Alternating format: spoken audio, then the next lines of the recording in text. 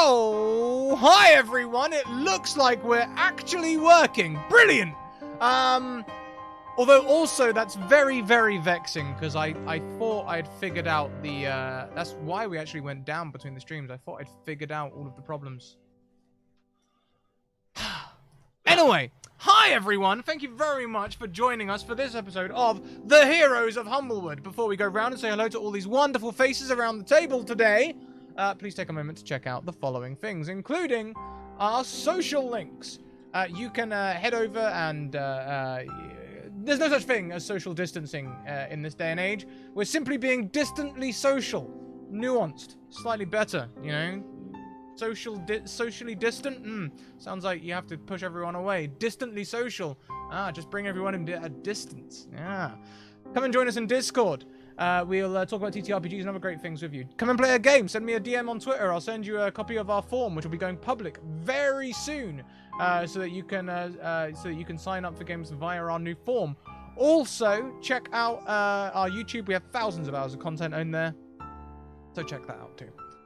Next up, check out our sponsors. Today's episode is brought to you by The Deck of Many. We're playing the Humblewood expansion for 5e. That retweet number is a complete lie.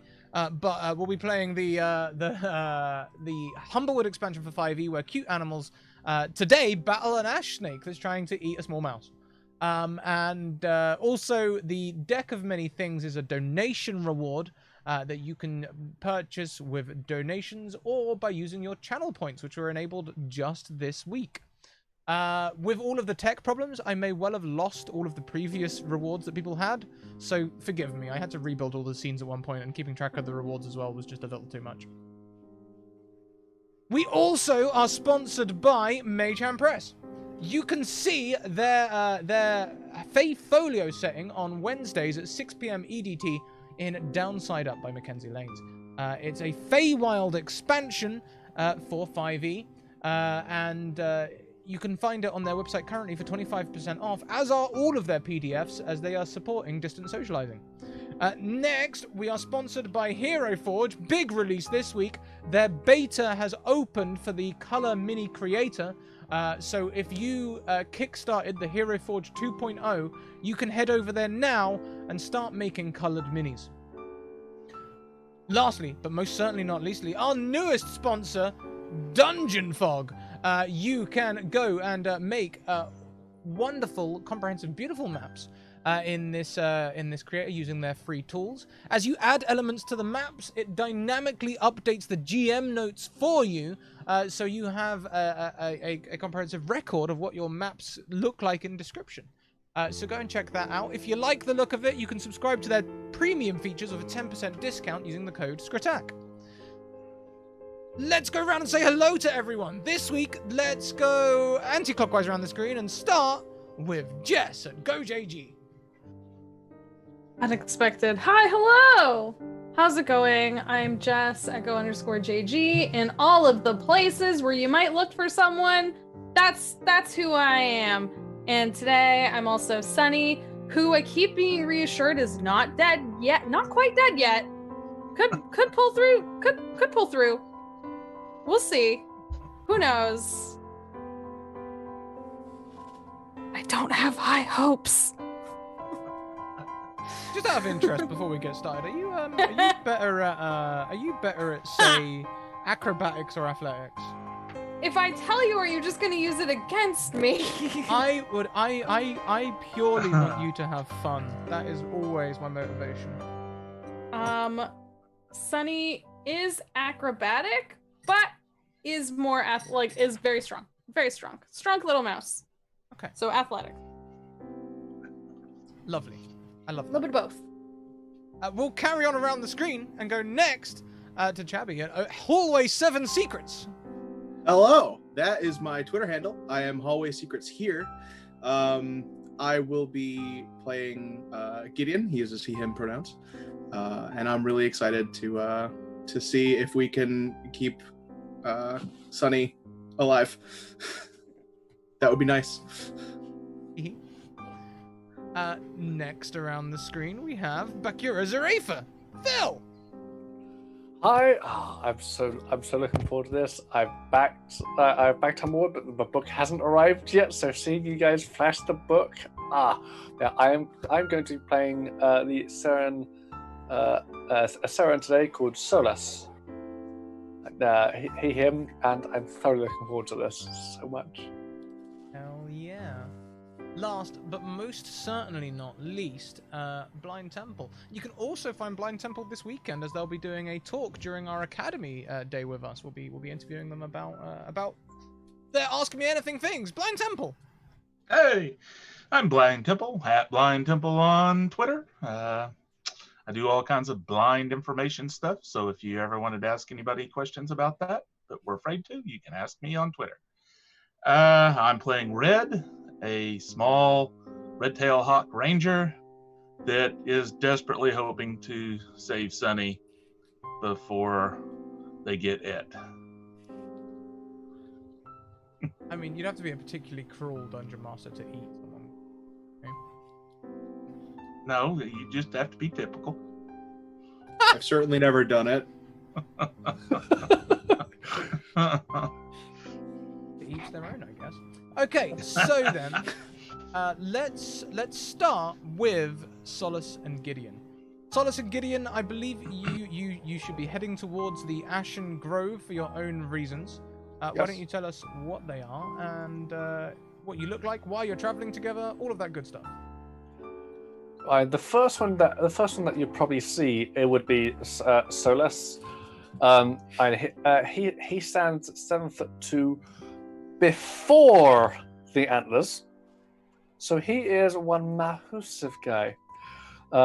He's wearing chainmail armor. He has both a glaive and a great axe strapped to his back.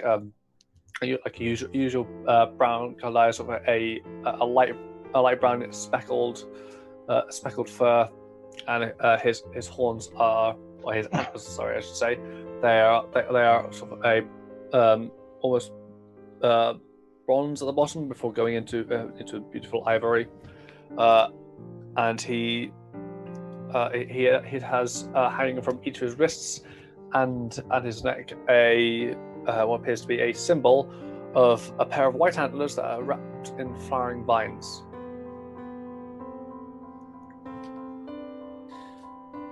My turn? Yeah.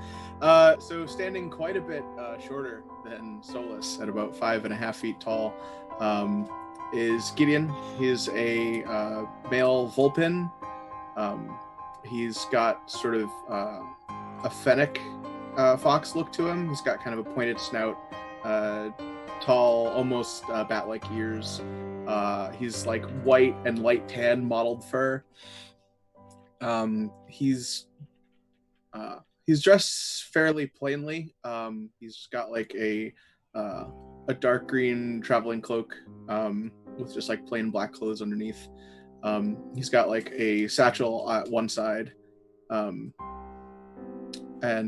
he's just sort of following along with Solus, kind of chattering nonsensically.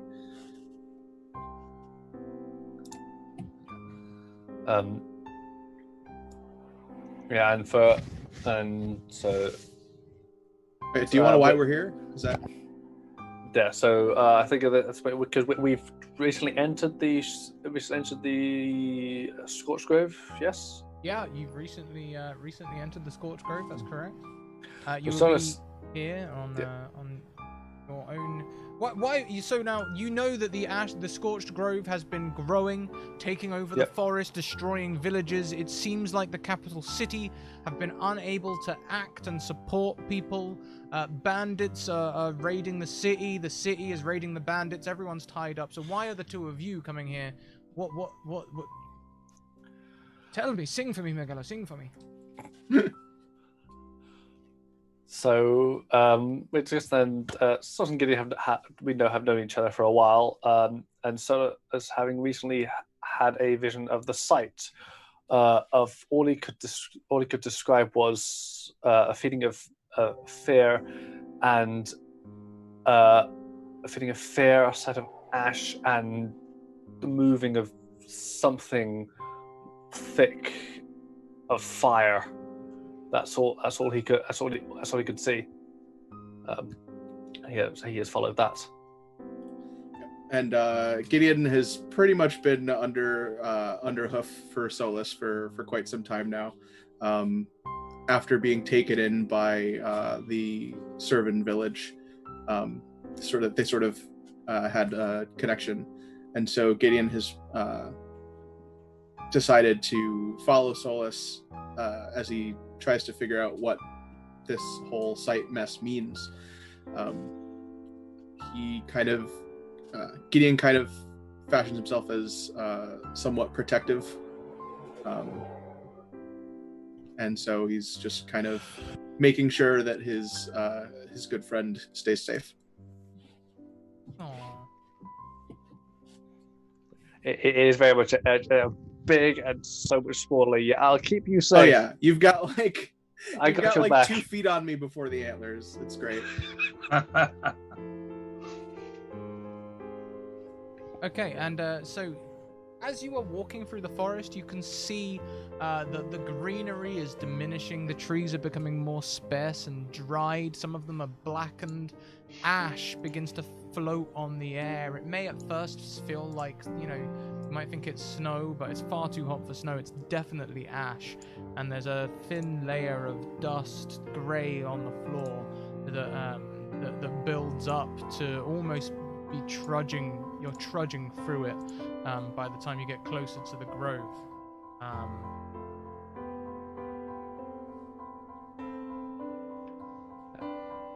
When you get to the grove, why don't you make me some perception checks? This was the game. Great. Makes sense. Great, yeah. Perception. There it is. Of course. Okay. Okay.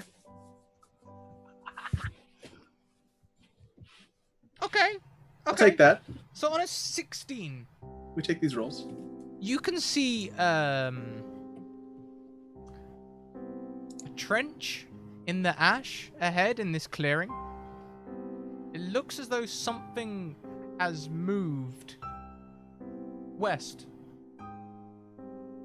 of this location. It looks large. The trench is about, I can't remember how big I said it was, about 15 feet across, I think.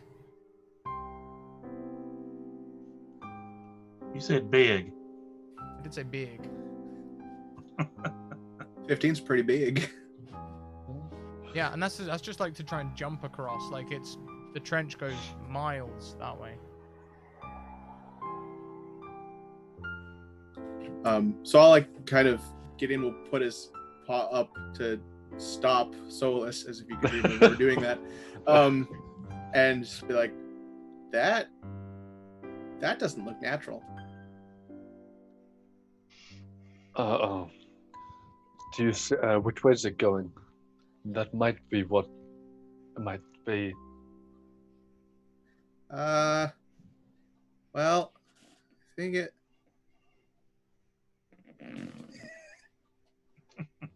I think it went that way. And let's go. He pulls out. Probably at this point pulls out the glaive and starts moving up. Yeah, let's go chase the tracks. Yep. Sure. And I'll just sheepishly reach into my belt and pull out my dagger. Just stay behind me, Gideon, as always. Definitely a great plan. We can all tell it's definitely going to be a great plan. As you head west, it begins getting hotter and hotter out here. You can see in the ash nearby what looks like a pool of molten gold draining into the ash. Not even solidified. Literally molten. You can see it bubbling. That It's hot. Capital H. So I like- so I was probably reaching for us, just gonna kind of put the butt end of the glaive. It's just gonna, just kind of move it towards it, just to poke.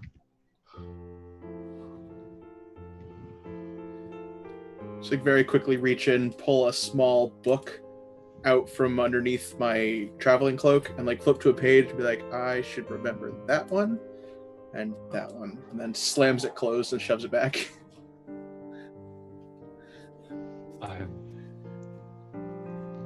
Yeah. Anything happen when I poke it? Well, would you make me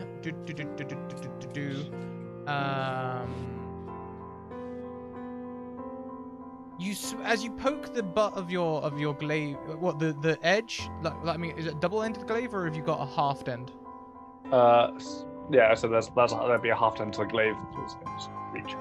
As you push the haft into this molten gold, you can immediately smell the acrid smell of burning. What is your glaive handle made of? Is it made of wood?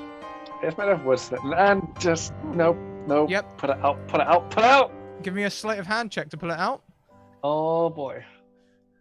I have a 1, which is a 2. How long is your glaive? I mean, it was a thing where it had a 10-foot reach in it, so it's the idea that it has reach. Let me guess that bit. How long exactly though? Like, if you were gonna say, you know, oh, this glaive, it stands at such and such height next to my character, you know. I mean, it would probably it probably actually stands maybe another foot above his character, above height. So him being like 10 feet with the antlers, you know. Okay, and so like a 10-foot glaive. Okay, well, 11-foot glaive then. So now it's a 10-foot glaive. As it just melts away the half end. You'll still have reach, I think, with that length of weapon. But yes, very hot, very, very hot. Thank you very much, Sphinx, who has donated 2 advantages per player. All of you have 2 advantages to use on this upcoming encounter. And isn't I have a natural 20 as well? You do, yes. There was one gifted by chat. Who gifted that one? Let's have a look here. It was Blue Box Pirate. Oh, yeah, thank you so much. What a gem. I think they were actually supposed to gift it to Sunny, but I put it over you. Hang on a minute, let me change that over to Sunny. I think that's to help Sunny get out of the snake jaws. Yes. I have a feeling. I mean, if they use it to help me out, I think it's still. Well, they're not whoever with you, you know. Whoever wants to use that, nat 20. Come on, the music's still nice and serene. No one's in any Yeah, danger. we all know that's a. We're just burning glaive hafts. You know, we're all friends here. Oh boy. Is our chicken tender still with us, or is he beating feet out of here? Oh. I forgot about our chicken tender. I think they ran away at the end of the last episode. Yeah. I think they might have gone with last week's players. Yeah.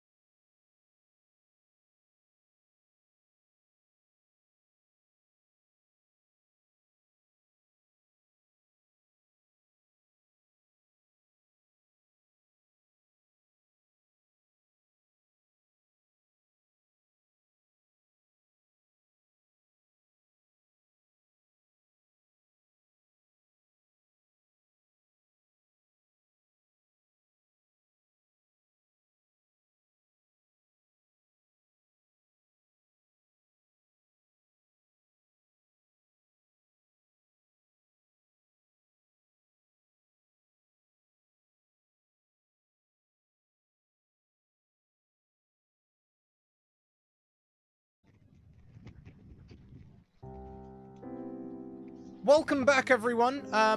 It seems to be now we've honed the issue down to be whenever OBS changes scenes. So as I was adding them new rewards, that's what killed it.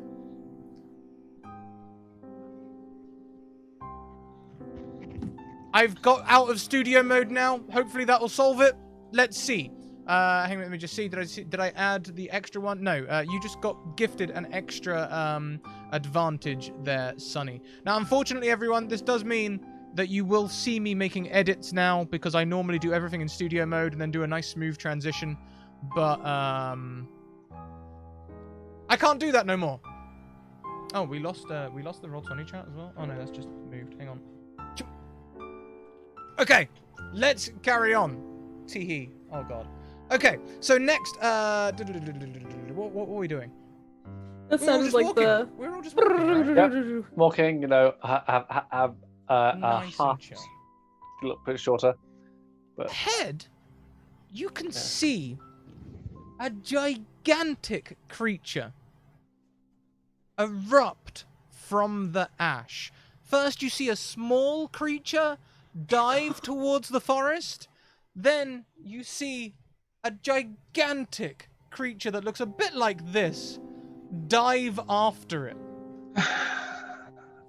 If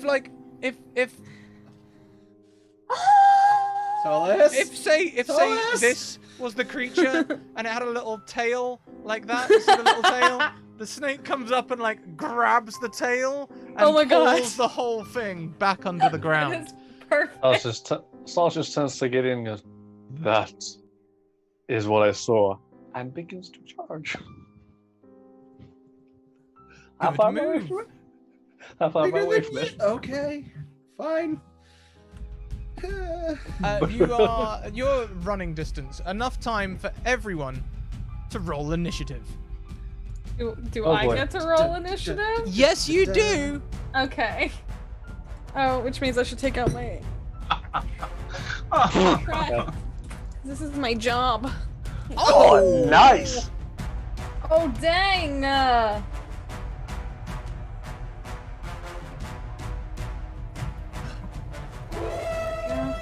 Thank you, looking alive. Good music.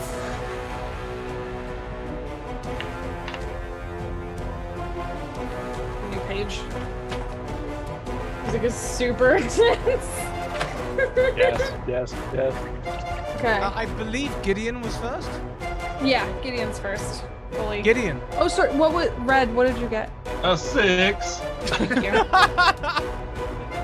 So Gideon, So as you rush forward, you can see this snake has fully retracted back into the ash, and in the time it's taken you to get there, has moved away about another 30 feet. Oh boy. Can I make out what it was chasing?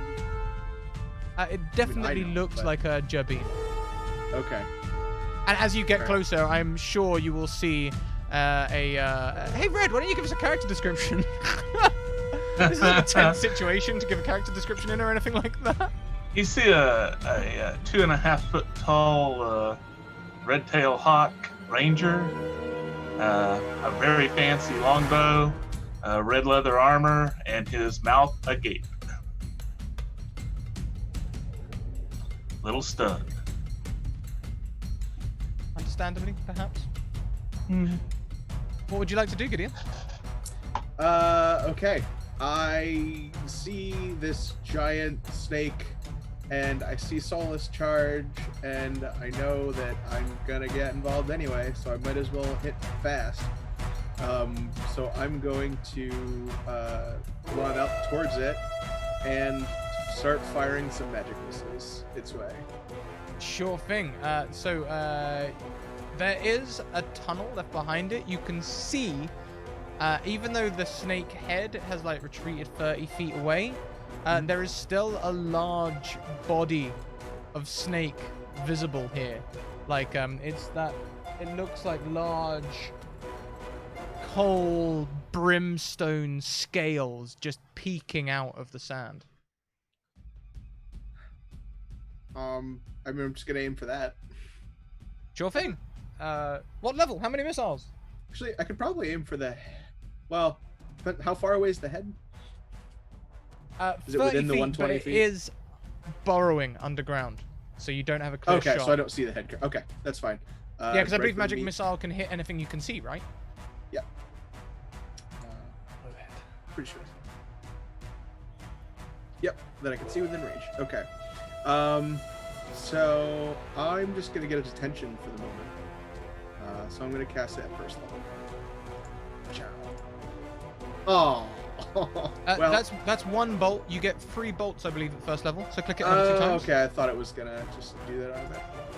So, all right. No, it wasn't gonna do you like that. Hopefully this doesn't use up 3 spell slots. No, only use up. You should only use up 1. Third one roll. Yeah, I did. Okay. Nice. Not bad, not bad. That's 10 damage. That's pretty good. The brimstone coal-looking scales look completely untouched. Next, was it Sunny? Yep. Sunny takes a free action to scream. Yeah, you are currently being grappled by a monstrous. What's the size description in the book here? Hang on a second. Just for the sake of accuracy, obviously. Probably is Just so we know how humongoid. Enormous? I don't know what the official side is. So I believe it's like, huge. This huge monstrosity. There you go. Yes. You're grappled by a huge monstrosity of a snake. You're being burrowed into the ground, so you're getting face full of sand and like ash, and it's everywhere. And your free action is definitely to scream. What else would you like to do on your turn? Can I use my gifted nat 20 to kick it in the face? Can I just like... It has me by the tail and it's dragging me under, right? And I'm like clawing with my front hands, but then I look back. Can I just like smash it in the nose? What are you intending here? Just an unarmed attack, or? Yeah. Because I don't assume I can like... I'm in a hole. I can't like put a weapon downward, and I'm actively being dragged. I think it's the most... Ooh, wait, wait. Ooh, can I have a thing. I have a thing. I have a thing.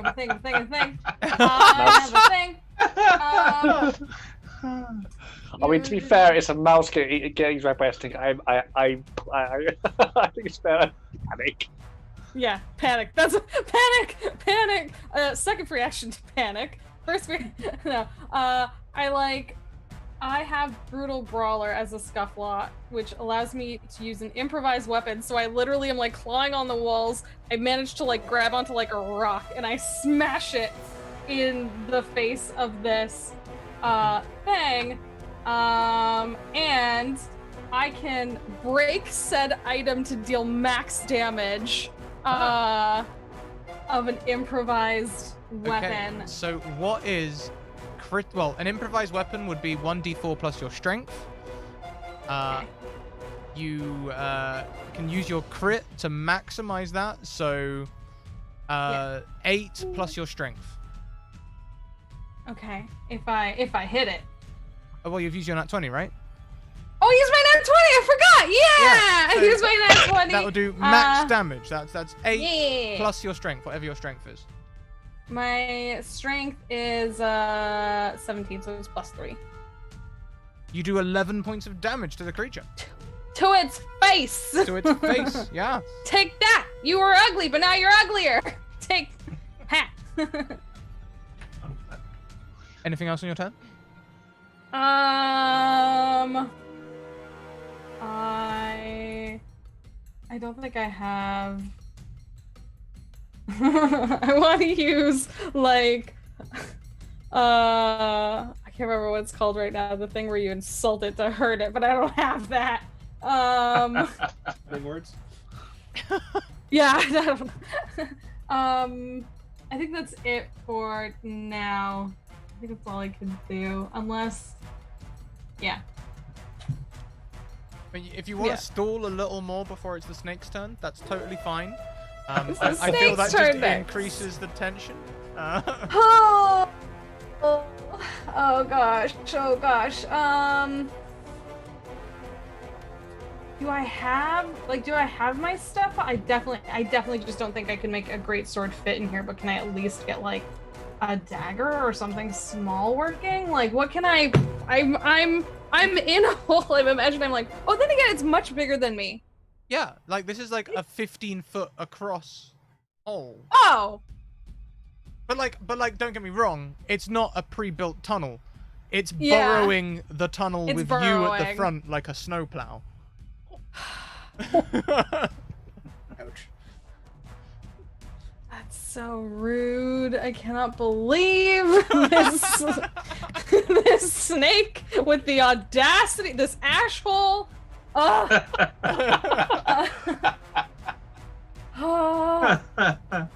I don't know. I don't think I could do anything as like as a bonus. I get ready to yell at it some more.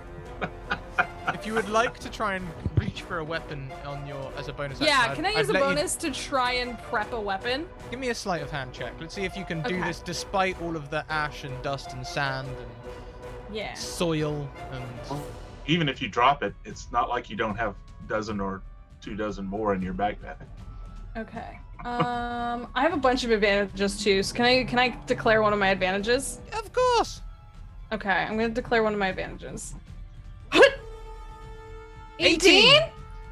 Your hand finds a pommel, a hilt of something. Yeah. Your Hell hand yeah. pulls forward one of those rose swords. Yes. Hell yeah. Is Awesome. it now the snake's turn? It's now the snake's turn. Dang it. Sunny, you stop. Idiots. The snake stops. It starts accelerating backwards.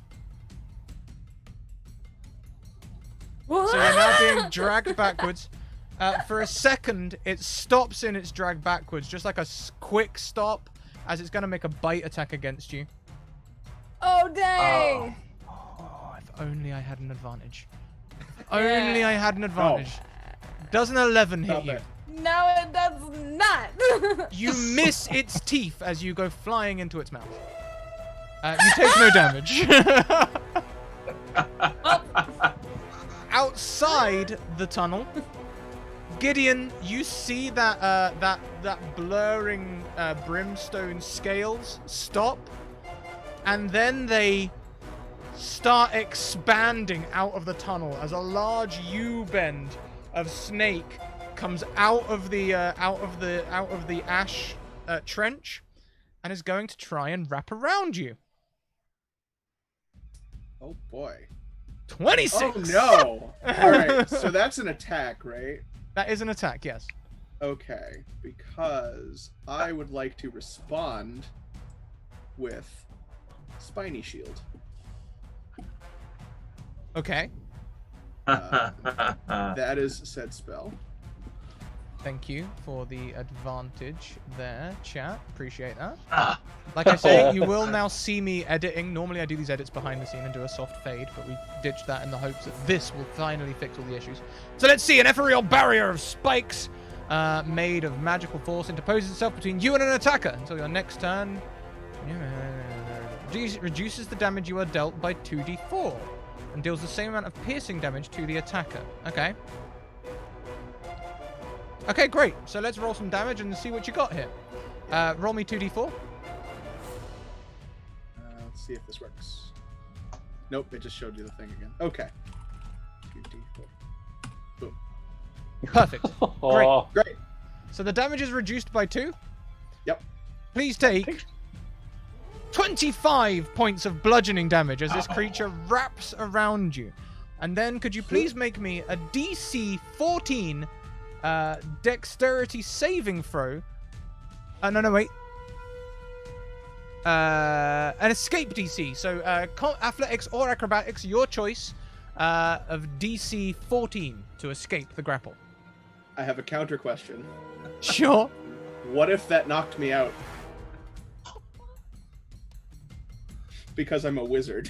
Yeah, At it level would have 3. knocked me out, and I'm a ranger. Yeah. Well, Just- then no just need for the wondering. DC. Thank you. You are grappled. Cool. Great. All right. Neat. Hi, welcome to Humblewood. Solace. It doesn't true kill you, does it? What was it? 25? No, it doesn't true kill me. Oh, good. It just good. knocks me I out. was going to say not twice in 2 weeks. Like this is the. I normally homebrew everything, and using actual encounters. This will be the second time from actual encounters from a book that I'll have true killed someone if that was the truth. Okay. No, I Who's- am still alive. Whose turn is it next? I believe it will be mine. Solus, Yeah, you see your long-lasting friend, your traveling companion Gideon, your trusty person, shoot magical missiles at a snake, which then knocks him the fuck out. I mean, I guess the grapple is wrapped around him, so I don't think I can actually see him because gargantuan snake around Yeah. 5 foot Yeah, something. Gideon tosses the glaive aside, lowers his antlers, and charges. I can get 20-foot movement speed towards there, which means I get the charging with the antlers. And I'm going to burn an advantage in this one because I'm hoping for a nat 20. Yep, nat 20 fishing, I get it. A 24, Yeah, not bad. Not 21, quite. that'll do. So That'll close. do. But, I mean, so I will deal 11 piercing damage with that, and Sink Seaman Throw isn't going to bother. But I am also going to, as I am Paladin, I'm going to dump my first ever Divine Freaking Smite. Divine Smite Horn Attack? I love that. Yeah, Yeah. it's 2d8. So that's going to add an additional 5 radiant damage for a total of 16. As it just bellows and rams this one straight in. Fantastic. You do, and the snake, you do chip away a scale. Pulling out the great axe. Get it on! It can only be Red's turn next if you're done. I'm done. It is Red's turn. Red shakes his way out of his shock, and he's heard legends about how Vorpal bows work, but he doesn't really know if you got to be able to see the head or not. But he's going to shoot it with his Vorpal longbow. And I am going to use one of them advantages here because I'm 20 fishing too. That ain't it. No. 19. A 19 will hit. All right, that's not what I wanted. I am disappointed.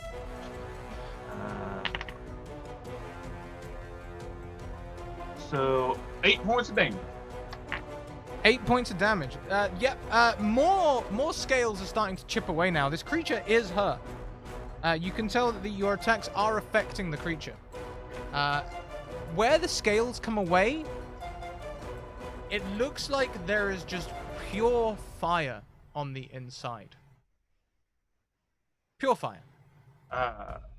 After Red attacks, he'll yell, "I'm coming, Sonny!" And I go charging towards the snake and try and find the head of it. Okay, fantastic. Next in the turn order. After Red, it's back to the top. It's Gideon. Gideon, can you please make me a death saving throw? I haven't had to make one of these in a while, and I've never done it on Beyond. How do I? I believe you just have to click on like the just reduce your hit points to 0 and it should do everything else for you, right? Then you just click on a thing and it does a thing. Maybe. That's like this die. Oh, yep, there it is. That would be your first death saving throw is a fail, I'm afraid to say. Do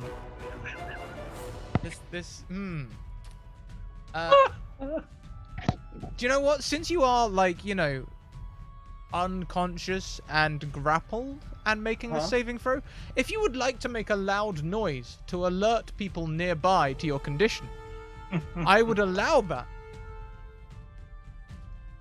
Alright, I think the only thing Gideon would be able to squeak out is, "Ow!" Oh god! That should be ample.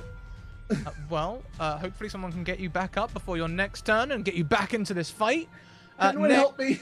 Next, we go to Sunny. Sunny, as this snake mouth chomps down, oh boy, is it hot in here! Oh no, I didn't think of that. Yeah, this isn't flesh in here. This is like if fire was flesh. So it's Oh, super hot. It's like walking. Have you ever walked into like a blacksmith's forge when they're in the middle of forging something? It's hot. Are you wearing levers? I am. Oh, well, that's a good thing at least. The leather protects you from the heat a little bit. You don't get Oh, burned straight up, but you can immediately feel that your body bursts into sweat as like the moisture from your body is just leaving fast. What would you like to do? You do So have I your managed hand to on get- that rose sword. Yeah, I have the rose sword. It's a short sword, right? Mhm. Okay, I'm just gonna like try and stab up into this thing's like head, mouth. Try and get it. Let me out. Let me out of here. 23. A 23 is gonna hit. Ah.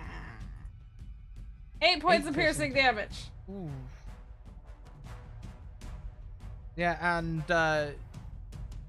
as you do this, you stab into it, and the creature does make a roaring sound. You see the mouth open a little bit.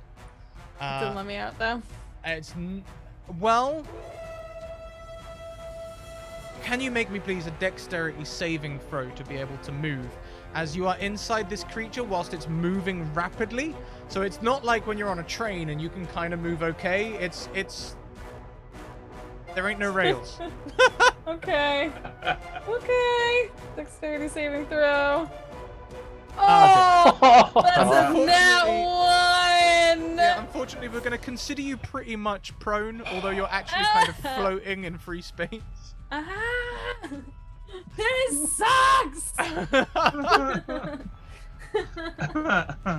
And you are, of course, sliding towards the gullet.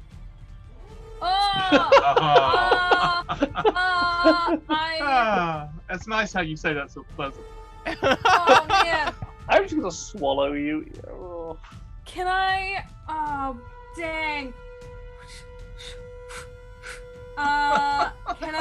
Can I use my action surge to try and, like, use the rose sword weapon to, like, to stab down and, like, at least have, like, to stay at the front of the mouth at least? Like, it sucks Okay. here, but it'll suck more down there. So, like. So we can would I- call this, I think, a perhaps an athletics check rather than a damaging attack.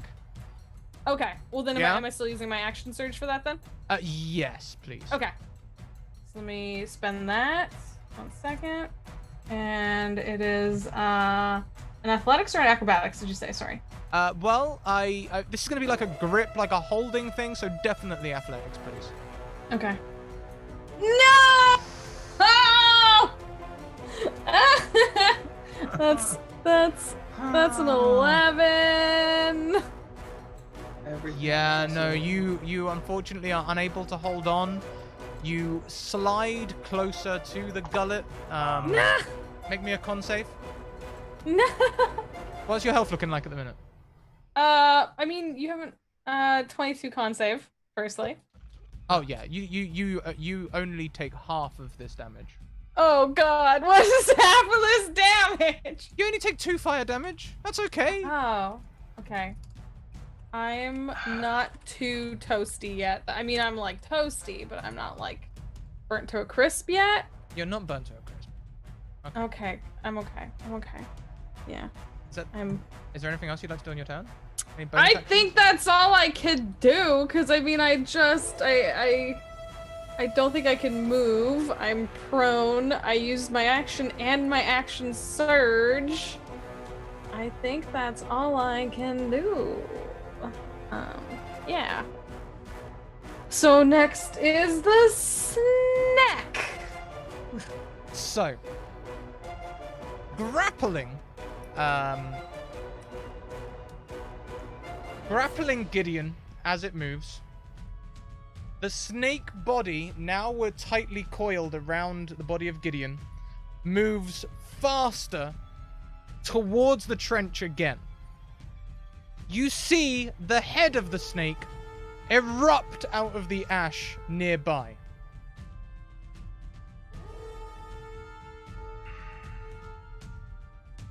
I think it's going to erupt near Red, as Red was looking for the head. So, Found it. Found it. can you please make me a DC 14 dexterity saving throw to prevent yourself being knocked prone? I certainly can.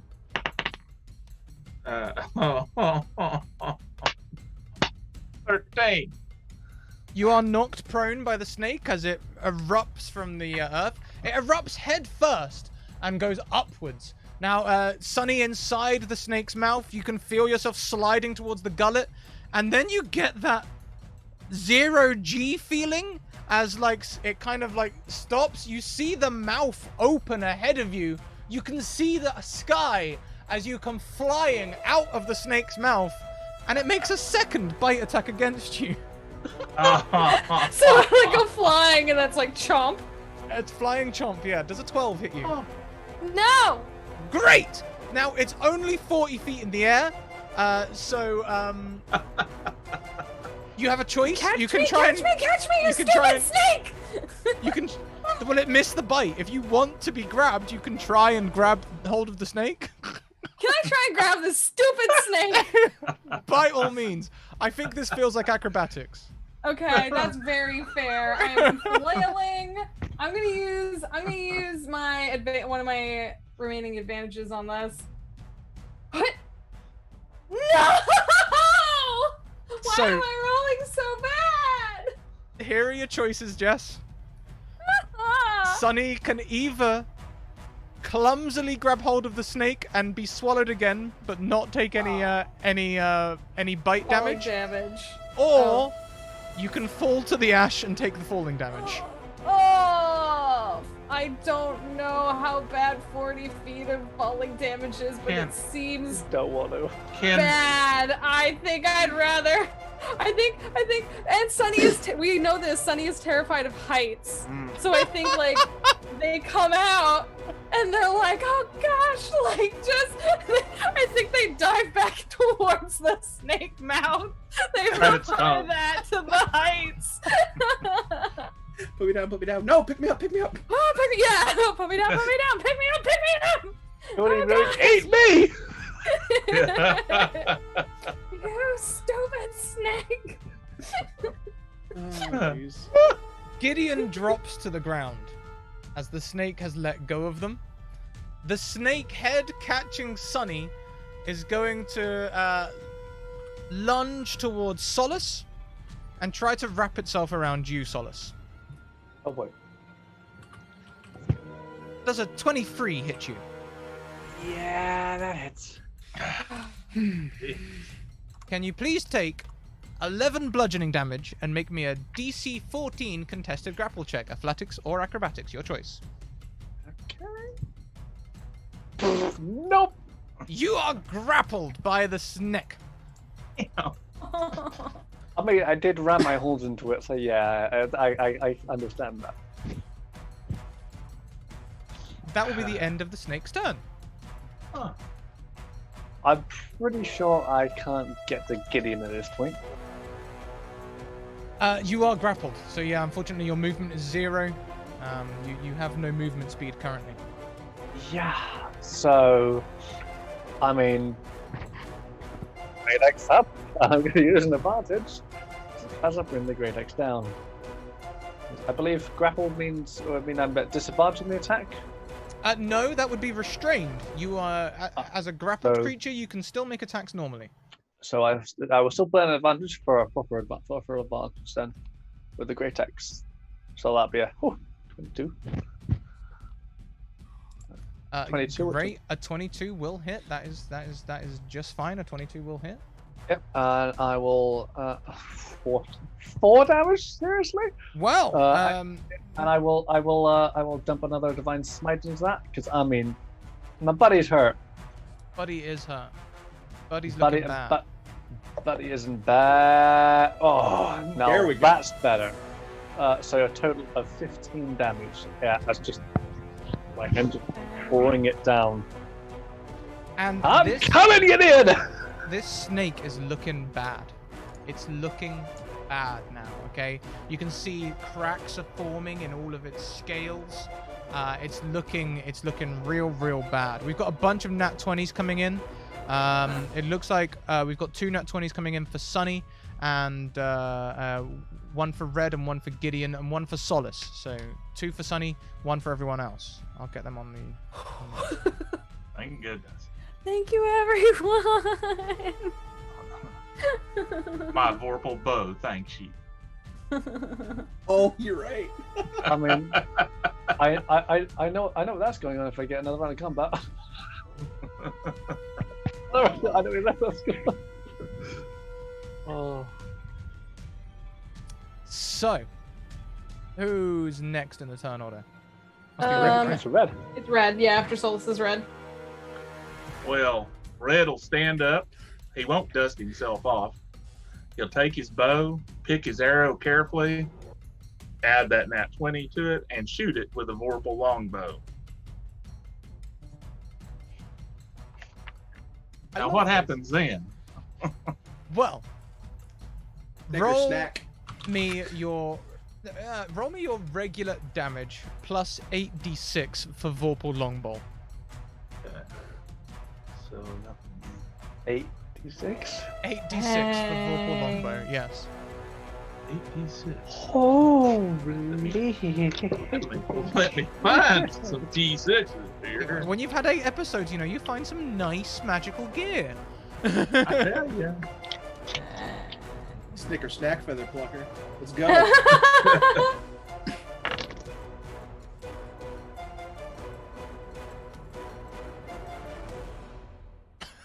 Sphinx says he's given up on saving for the boss monster because y'all needed help more. Yeah. This isn't the I saw boss that. monster. Thank you, Sphinx. So, 33 points of damage. Hoi! As you do this, the arrow flies towards this giant snake head. The tip sort of lances out to a 20-foot across blade. It passes straight through the snake. The snake sort of pauses for a second in the air. Then the body flails away rapidly, and the head begins to fall to the ground. The 40-foot drop. But I've got some protective cover. I'm in a nice little cozy. As a Nest reaction, Sonny, I will let you try and grip hold of something. That'll be an athletics check. That may reduce the damage. Aren't we in a field? What is there to grab a hold of? I'm inside. Inside the head. Inside the head to stop yourself free falling. Okay. Then I'm like, as I start falling, like, I'm just trying to. Oh God, I don't know, a tooth, a tonsil. Well, the tonsil is made of fire, but the teeth are made of stone. Okay, I try and hug a tooth. Can I hug a tooth, please? Sure thing. Give me an athletics check. Oh God. Or a strength saving throw. Hey, a 15's not bad. Yeah. You are able to hold on to the tooth, and as you fall, you will only take half of this damage. What is the damage? Oh, Well, God. there's falling damage, and then you are holding onto a tooth, which is going to snap shut as well, so there'll be a tooth damage in Oh, there. come on. You only take half of this damage. You only take half. Oh. 6 points of damage. Oh, thanks. I rolled a nat 1 on the d10 and a really low on all the d6s. See, you're fine. Oh my gosh. And the fires die out. Sunny rolls out of the. I was gonna say, do I like? And you have defeated the ash snake. I helped. Solus runs straight towards Gideon, claps on Susan's shoulder, and will give you 5. Hold on. At this point, I posted in the Zoom chat, but things were intense. I technically should have been up at 3 HP. I forgot about my Abjurer's Ward. Yes, When yes, I yes, cast yes. Spiny Shield, gave me a 9 HP barrier, which put me at 26, and and the spiny shield would have reduced by 2. Yep. So you would have been just I'm about up at 3. Yeah. So we'll keep it. Oh, as yeah, it no. is. We'll just Okay. we'll say that you are already up by the time Solace gets to you, so you don't need any healing. Yeah. But, yeah. Yeah, I just you're- didn't want him wasting the healing points. When he gets up to me, Gideon's just gonna kind of like pop one eye open. Is it gone? I think it's gone. Slow starts laughing. Ow. Goes, Sly Fox. Uh, Sly Fox. Ow. And up. And then I assume I just get fucking launched when you pick me up. Yeah. Into a bit of a hug. You know, chainmail in your face for a little bit. Put down and then giving. Then Solace picks up his discarded glaive. I'm gonna let you go in first next time. That's my eyes to the front.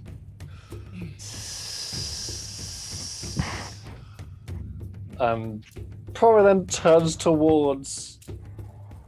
Okay. I thought I saw Jogal somewhere. I think he got eaten. Sunny is like flat on their back, just looking up at the sky, like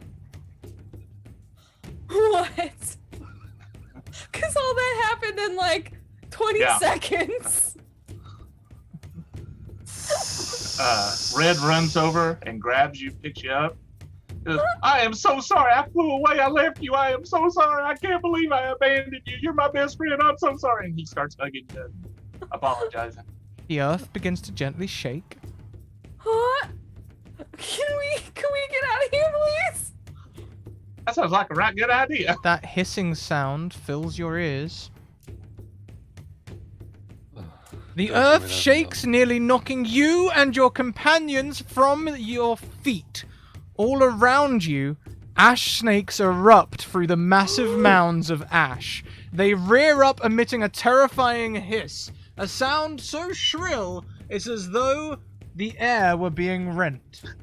As the ash snakes encircle you, there is a deeper rumble, less violent but full of power. The creatures hesitate for a moment, until another more powerful tremor shakes even their massive bodies. The ash snakes flee, heading south and burrowing into the ash. The tremors continue to gain in momentum and intensity. To the north, miles away, something gigantic rises from a bed of cinders. First a hill, then a small mountain, releasing a plume of ash that blocks the sun. As the dust clouds settle, you see a huge creature made of craggy black rock, pulsing orange magma. It bellows a guttural sound unlike anything you've ever heard and begins to march towards your position. I believe. Oh, God. What? Well, we just thought it was bad. Huh. I want to go back inside the snake now, please.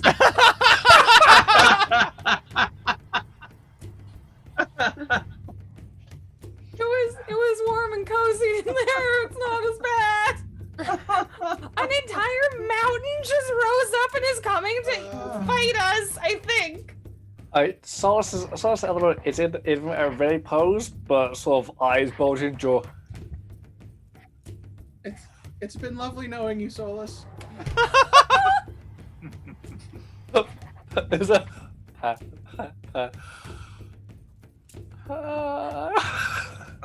think. Hi, new friends. I think we should leave. I agree. That's the majority of people here. We should go. That's Let's go. majority vote. I would go. Oh my god. Jeez. At the edge of the forest, you see your chicken tender, who has returned to the forest edge, takes one look at that, and then just doesn't even, without a word, just starts fleeing back towards the road to Alderheart. Just I'm ready to follow. Yeah, I assume that chicken tender knows what's up, and I'm gonna follow it too. Yeah. I'm gonna, like that chicken tender, I'm gonna dip. No. The eyes of this giant creature seem to lock on the party. It's not just, it's moving specifically towards you all. What would you all like to do? So it's moving towards us. How far away is it? Oh. About a couple of miles away. Oh, okay. So about 4 steps. So enough time for an Uber to get here, right?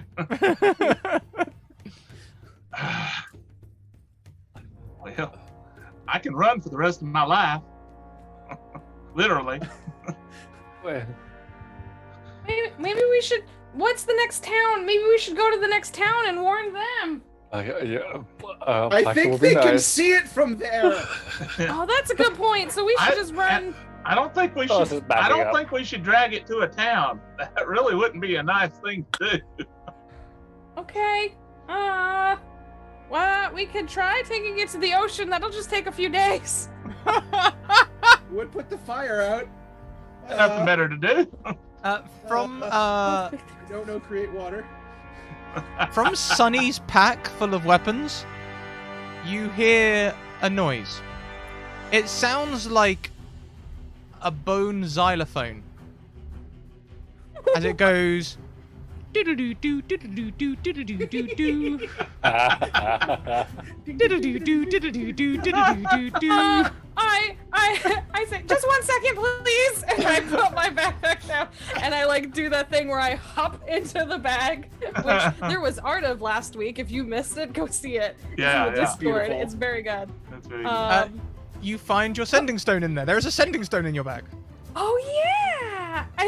One paw comes up, like out of the bag, holding up the sending stone. They want to know if you want to renew your auto insurance. Hello? Can you hear me?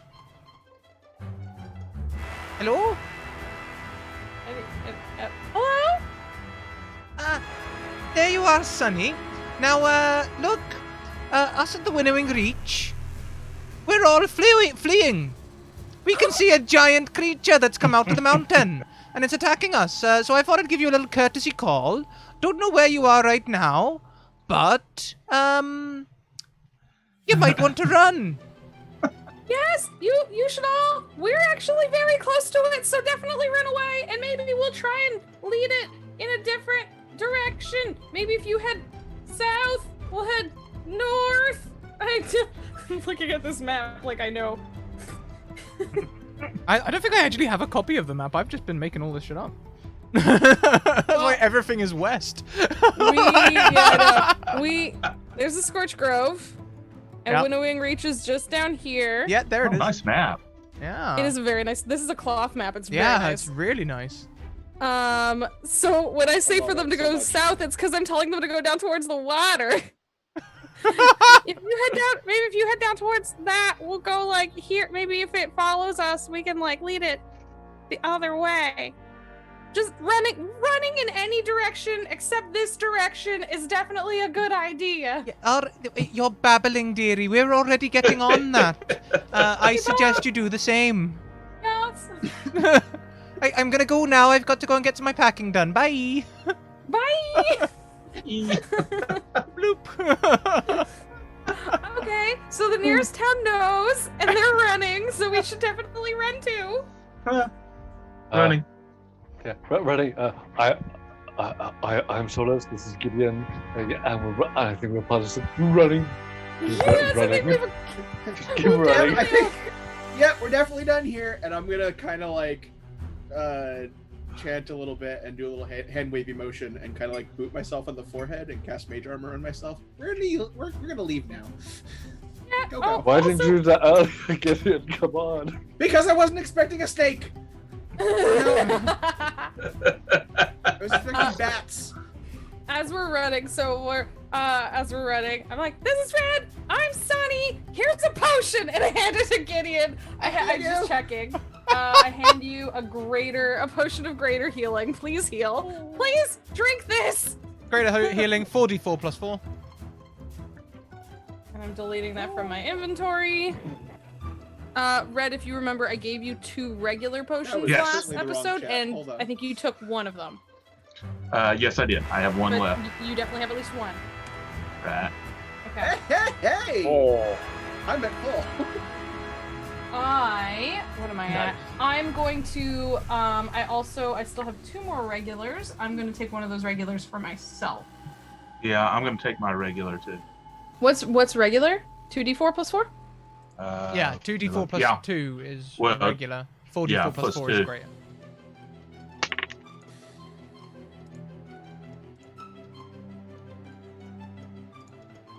I mean, if any of you are interested, we've got some novel advice coming in from chat. Blue Box Pirate suggests that you run towards the mountain. It'll never suspect that. Wow. Sphinx is very helpfully quoting old adages. You can lead a magma monster to water, but you can't make it sink. Oh my god, that's... It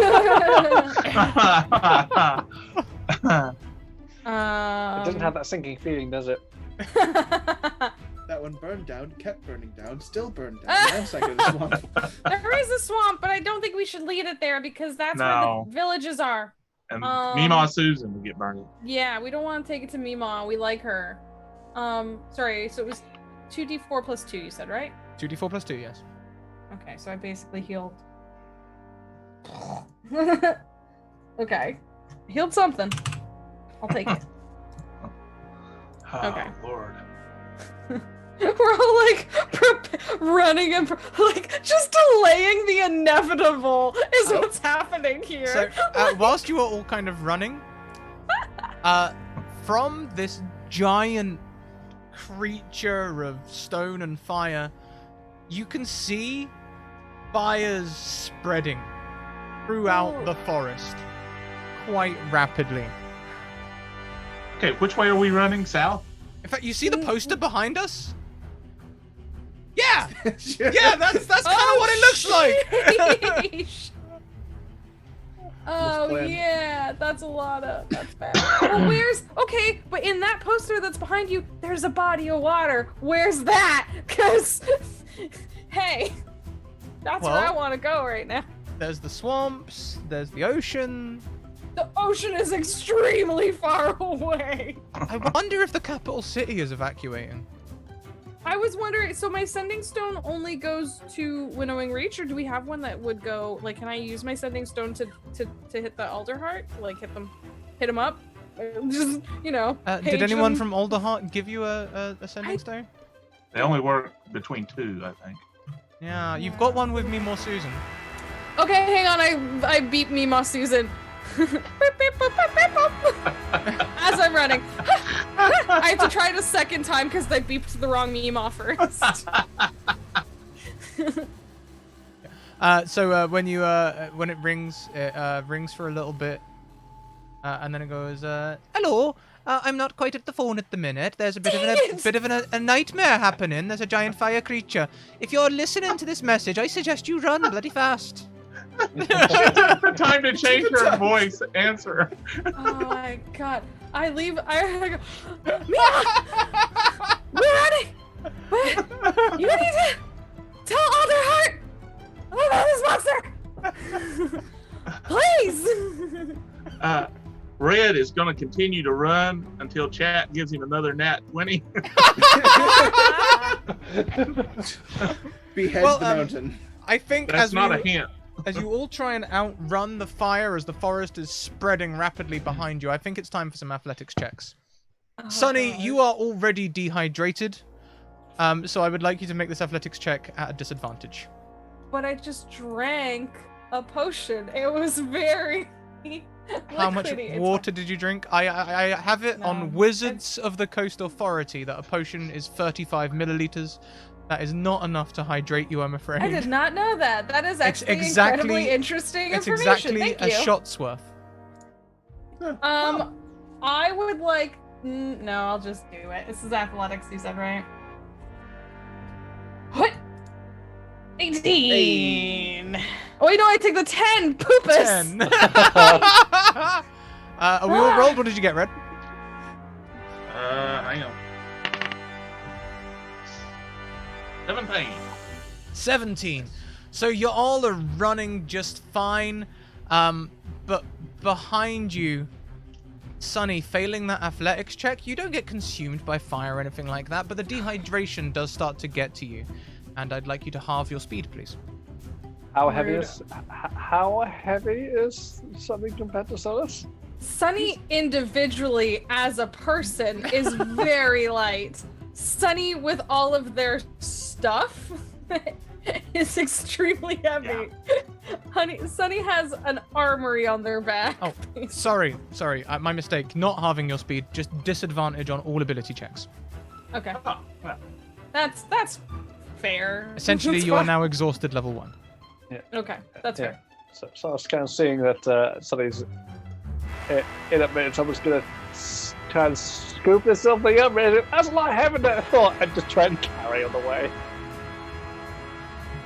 7 foot grade and just carry them. Yes, Yeah, you can use the help action to help Sunny move, but this does mean you won't be able to dash unless you can use help as a bonus action.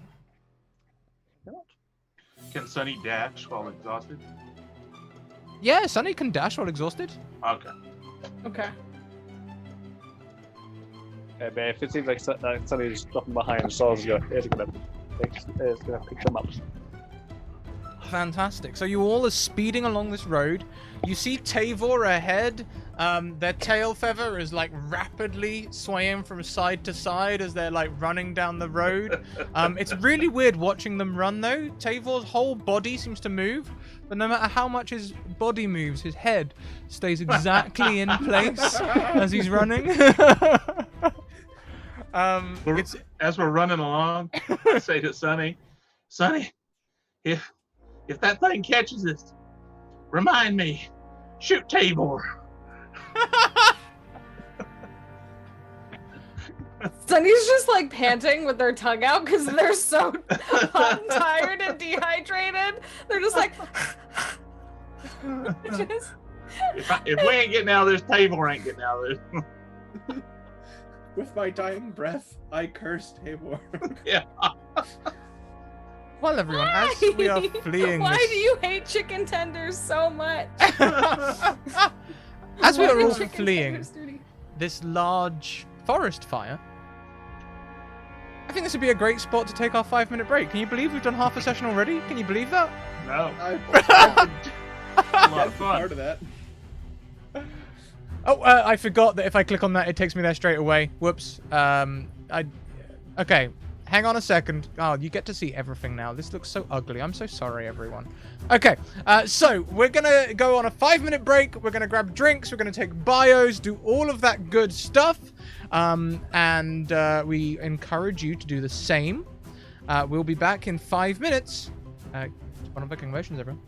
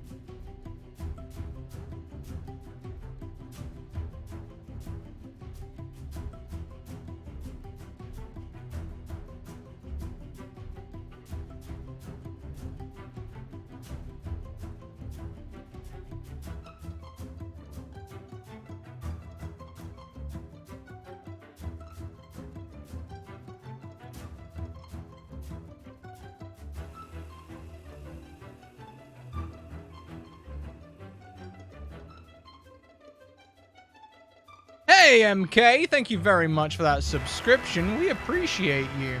We'll be starting our first hype train of the day soon. Ooh.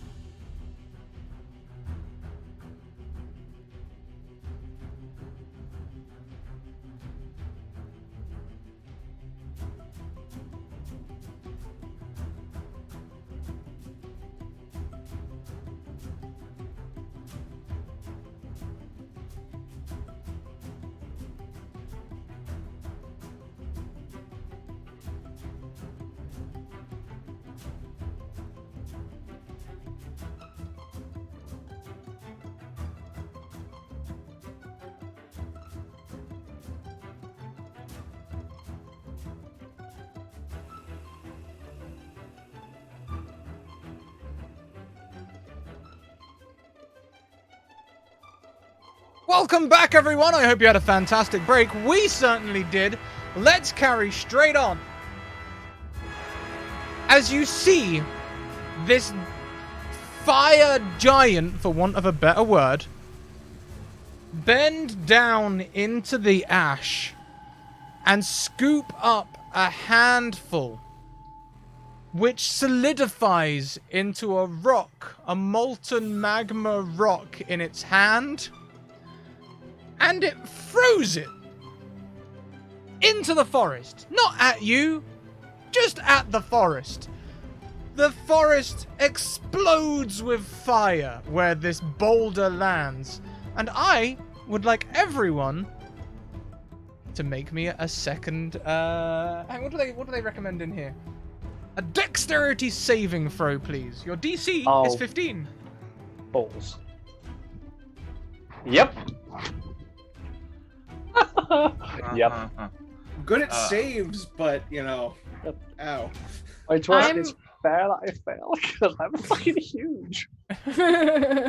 I'm at disadvantage right now, but if I spend one of my advantages... You are not. You are at disadvantage on ability checks, not saving throws. Okay. Red got a 13.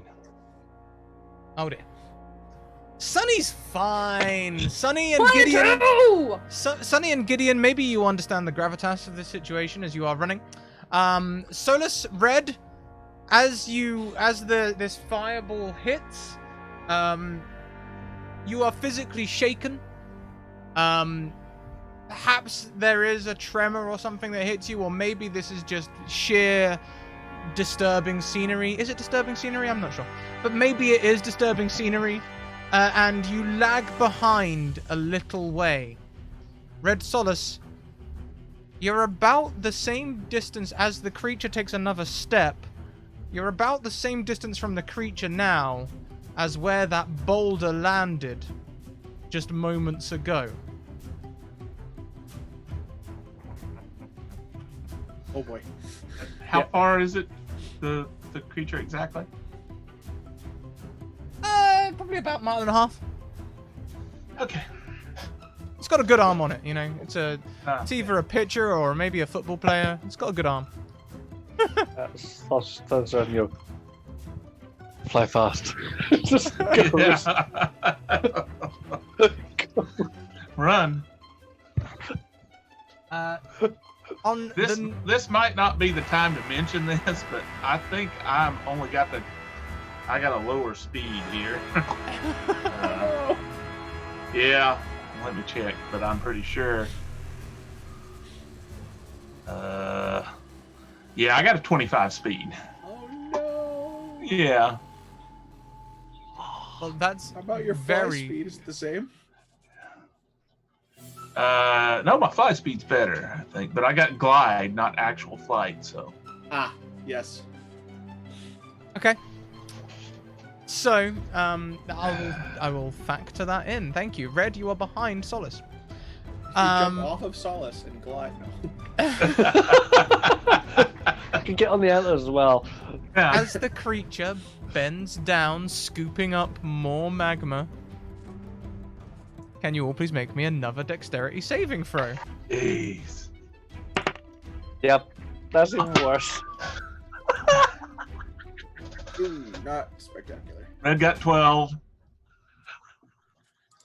Oof. Okay, so, Sunny, you're doing just great. Red, Gideon, and Bakura, and Solace now falling back. Gideon, you're also in range now, but 7 is the number that I mean, there's a 1 in 10 chance. It's unlikely, right? 7 is the number that Phil has set for us. Thank you very much, Phil. Uh-oh. So close. So close.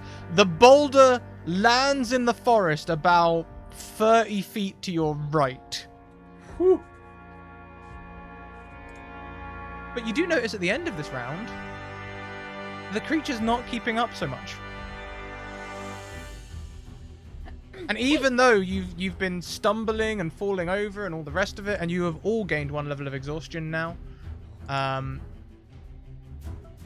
the creature is not keeping up with you. You are still in range though, so have 1 more round of dexterity saves before you get out of there. That's what he gets for skipping leg day. Worse. At 20. We're Nat 20, there we go. the exhaustion is on checks or saves as well. Only on checks. Okay. Dirty 20! Not great, Yeah. Not the worst. Hell yeah! Okay. 20 high five. So, it will be Solace and Gideon taking another level of exhaustion, halving your speed. 6 is the number that Phil has set for us this time. 30 feet to your left, another boulder of fire erupts in the forest. And at the end of this turn, you see this large, giant fire creature sort of stop and look southward No! towards where the winnowing reach was. It stops chasing you and starts heading that way. It's going for the town! We have to stop it! Who has... Excuse me, do either of you have water powers? Wait, no.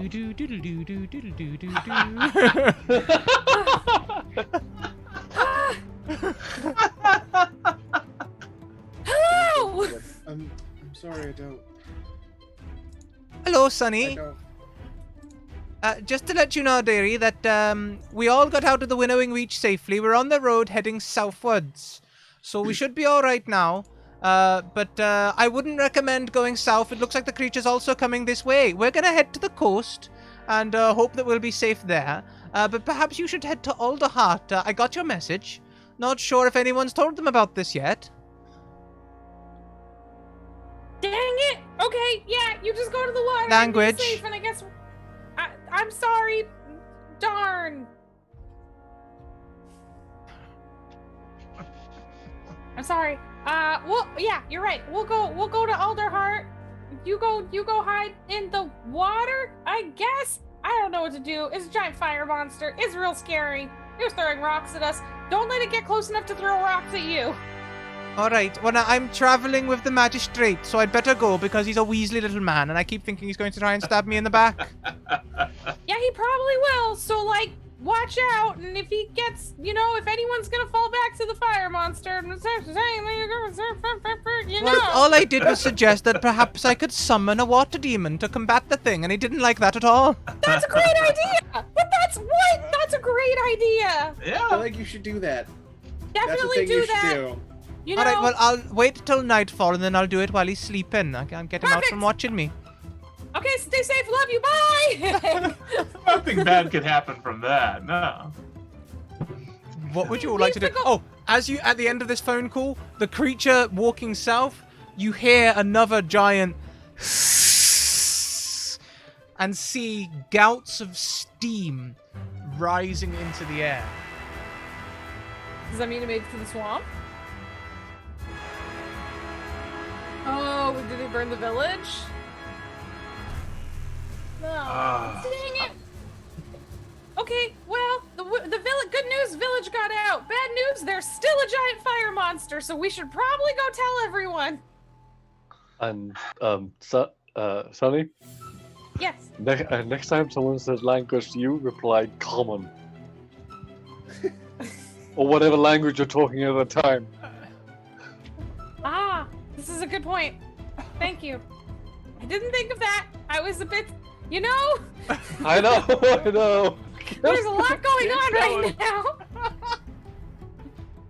While I appreciate the good snarky remark, I believe Alderheart was mentioned. Yeah. Yes, we should go there as quickly as possible. Red will slow down and help them since they're at half speed from the exhaustion and help them move a little faster. Yeah, can we take like 2 minutes to drink some water or something since it's not actively chasing us right at this second? Yeah. It seems the pressure is off. You can take some drinks. You also find some merchants who are similarly fleeing and will let you use their cart to get some rest time in. Oh, heck So yeah. everyone can remove a level of exhaustion. Sonny, Is this Sonny, a we short need to rest buy us a worth of cart. time? Yeah, we can take a short rest. Short rest, okay. Sonny, let's buy us a cart and just travel by cart everywhere. That's a good idea for future times. We Yeah. definitely. I mean, we'll put it on the list of things. Put a pin in I that. just want- Yeah. It's the driver of this cart is a mapak with bright orange fur. Huh. And as they say, hello there! Hop on me cart! I won't be able to stop Bessie for nothing now, but if you hop on the cart, I'll get you. We'll get you moving a little. You look knackered. Yeah. Just the weight of Soulless impact. Woo-hoo-hoo-hoo there, okie dokie. And for a second, Bessie's in the air, and then comes back down slowly. All right, everybody, lean forward over the axle. That'd be great. Queen. Yeah. Okay. You're heading to Alderheart, right? Because we have to go to Alderheart and warn them about this monster. As it happens, yes, I am heading to Alderheart. Yes. Good. Okay. Are you all from Alderheart? Are you? No, not originally. Hi, I'm Red. Paddy's the name. Oh, glad to meet you. Thank you for the ride. We're a bit tuckered out there. We were fighting that mountain and it yeah. You were fighting the mountain now. Well, we thought about it. We were fighting the snakes, and then the mountain interrupted us, and then we ran away from the mountain. Really, yeah. the mountain was fighting us. We were running from the mountain. It interrupted. Well, some of us do have them, I suppose.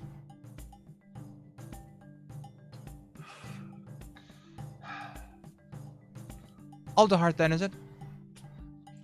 Yep. Yes, please. Thank you. Carries on driving the car. He will be talking to you. Actually, I'm quite glad to have 4 heavily armed people arrive out of nowhere. There's been a lot of bandit activity around here. Now, I'm not sure if they'll still be operating quite so much with a giant mountain of fire around, but, you know, better safe than sorry, I always say. Don't you worry. We're hell on wheels against bandits. You're not bandits yourselves now, are you? You're not bandits yourselves. You won't be robbing me at the end of the journey or nothing like that. Not at all. Nope. I just sort of hold up a wrist and the holy symbol of Kareth. I do one of these as he's doing that, like, ta-da. This is the thing, though, Master. Sorry, I didn't catch your own names, but Solus. Master Solus. You see, these bandits. They've got like a society going on over there. They kept, like, one of them kept jumping out of the forest and saying, "You should come and join our society. I'll have to take all my stuff." Wee little gerbine bugger it was, like, not even 3 feet high.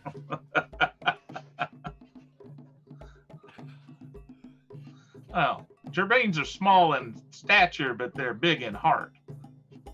He red glances at Sunny.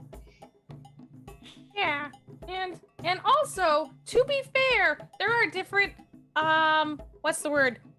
Contingencies of bandits, and some of them aren't too bad. In fact, we were trying to convince them to, you know, as a good PR move, to maybe change their name from bandits to free society, anti. I know, Hangman. I think I heard about that. The Crest Humblewood Socialist Movement or something like that. They were calling themselves. Yeah. Oh, I'm glad they finally came up with a good name. Yeah, no, it was this wee gerbine. I think he said his name was like Edinand or Dedinand or Ferdinand or something like that. That sounds good. Yeah, Anyway, you know, there's gerbines. We're not far from Aldehart now. Now, I normally just stay on the cart and ride up with Bessie. It's not for everyone, though. You know, it's the old swinging of the ropes as they winch you up. And you are indeed coming in sight of Aldehart, a giant tree miles across, and you can see another cart ahead on a platform where the wheels have been, like, tied down to the platform, and it's, like, being winched up. I usually just hang on. Some people prefer the stairs. Which is faster? Well, the winch Say is no, faster. thank you. The winch is faster, yeah. So just go into the cart. Sonny, just sit in the middle of the cart. And if anything goes wrong, I'll fly you safely to the ground. Sunny takes out their rope and starts tying it to Red. And then tying it to themselves. You're pretty good at that. That looks at Gideon. Yeah, you alright, are you? You're gonna hold on? I'm pretty well balanced. I think I'm good. I'll take I'll stick with the rest of them, but And just hold on tight, that's all. fine. Hold on tight. Yeah. And there's... Oh, go for it. No, you carry on. I was gonna turn to Sunny and say, so there's a spell that actually, it makes it so that if you fall like slower and lighter. Yeah, but then you're still falling from like a really high up place, and then it's like just you never know. What if the magic gives out before you reach the bottom? Then whoops, you know, good lot of good that did. That's the trick. You cast it partway down. Yeah, Sonny's real good with giant snakes and anything else that would eat you or scare you to death. but high places just aren't their thing. So Sunny? I don't think it matters what kind of magic you got. Yeah, Sunny is not looking out. Sunny's like head is buried and like Yeah. like if there's straw in the cart, they are Yeah. like face down in the straw. Yeah, Their little yeah. like mouse butt is like hanging out. And Their, Red's tail like is, patting their back, like, oh, it'll be okay, it'll be okay.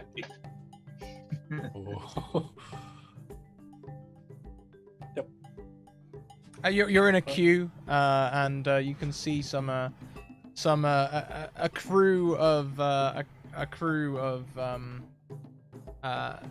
Humblewood folk. There's a hedge of Vulpin and two Mapuks who come and do some prep work on your thing. They start tying the wheels to a palanquin, and they're setting up a winch there. Soon you're rolled on. And, yeah, you start getting winched up. I'd like to really quickly turn to the hedge and be like, pardon me for asking, you don't happen to have a loose quill lying around, would you? Well, actually, as it happens, I don't. You see, my missus runs a shop up in the marketplace that sells them. If I was to give them away, she'd have my ears. Fair enough. Sorry, friend. She does sell them quite cheap, though. It's only 5 coppers. Red, hearing this, will look up and he'll hold up his bow and says, "What about for a hero of Humblewood, of Alderheart?" And I pose. He looks at you and goes, "Oh, you're one of the heroes," and then looks at the sunny butt. It's a butt. You don't look much like a hero. What's this deceiving? I guess they are. You do look a bit like that one. What do they call him? Like Gallus the Red or something like that? The brave one? Gallus the Brave? Red Gallus? I can't remember. Red. Just red. That's all we go by is red. Just red? Just red. Just red. We're on our way to see the Bird Council, and any assistance you can lend, I'm sure I put in a good word for you with the council. Oh, I don't have no issues with the council, me. But maybe you should work on your PR just a little bit, like just red. That's not really the best like hero name. Well, it's just my name. It's it's what my mom and my daddy named me. Yeah, but don't you like when some people go into business, they change their name, like for a writing name or something like that. You could do the same. Maybe you could call yourself Redagast or something like that. I don't know. The Brave. Red ponders on that. Yeah, I kind of like that idea. It's just something. That's all I'm saying. If like, it's just so people know to take you seriously. That's all.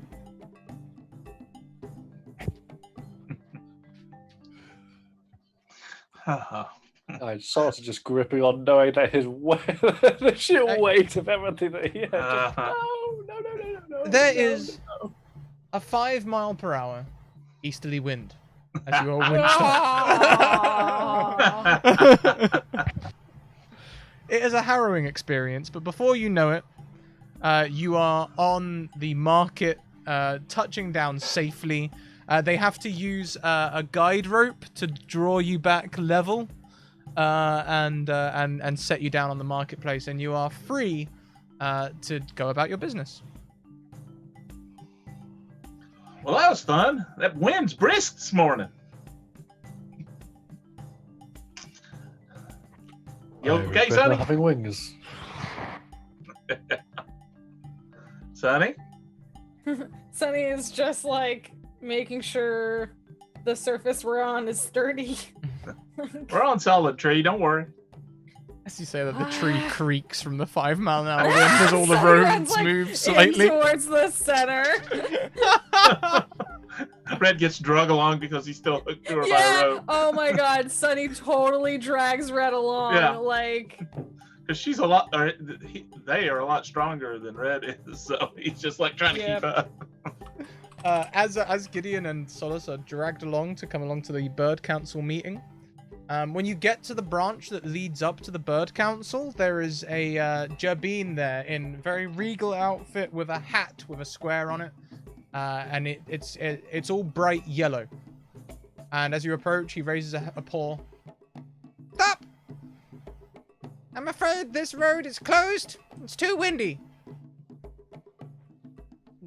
The last 10 feet, you could get blown clean out of the tree. We've had too many accidents already. So we've set up a temporary rope bridge just over that way to get you up there. You're a cruel, cruel person, Scrat.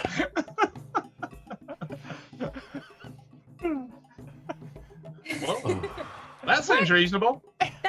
Is that truly better though? Truly. Well, it does have rails. We need to go see the bird council immediately. Well, you can take this branch if you like, but if you get blown off to your death. So he stomps the other way. Stomp. And it is one of them free rope affairs, where like the rope, there's one rope that makes like the pathway, and then Right. 2 ropes for the handle, and every like 10 or 20 feet there's like a V of rope holding it Oh, all jeez. together. That's Solus looks at the rope, looks at Gideon and goes, seriously? Do you want me to go first, and if it breaks, then you guys can just find a way around, or do you guys want to go first, and if it breaks on me, you guys are already across? Either way, I can glide. I leave the rope hooked to Sonny. Now, Sonny, if you fall, you get rid of that backpack, because I can't carry you and the backpack. I know the rules. If we Okay. fall, I ditch the bag. It's just I want a refresher. Just to make sure. It's very valid. You know what? Okay. I'm gonna do this, and Sunny's gonna keep it like half pinched, Okay. like ready to go. Because if they go over, they're gonna freak out, and hopefully when they flail, they'll throw the bag off. Quick release. Okay. How would you all like to traverse this rope bridge? It will just be 2 checks. One to get halfway, one to get all the way there. Checks of your choice, anything that you feel is valid. Oh my God. Well, probably since. How about the little folks first? That way, Yep. no offense, but that way at least some of us might make it before the rope Yep. bridge needs repair. Oh yeah. I've still got 1 level of exhaustion as well, so Oh God. You're right. Did we No! lose all our exhaustion? Only 1 level. Oh. Well, If you had I'm 1 level okay. of exhaustion, then you're all right. If you had 2, Yeah. Yeah. How? Sorry, go ahead. How many did you have, Sonny? Are you I still only had tired? 1. Oh, so did I. I had 1 Well. from before, but then I made all my checks. Yeah.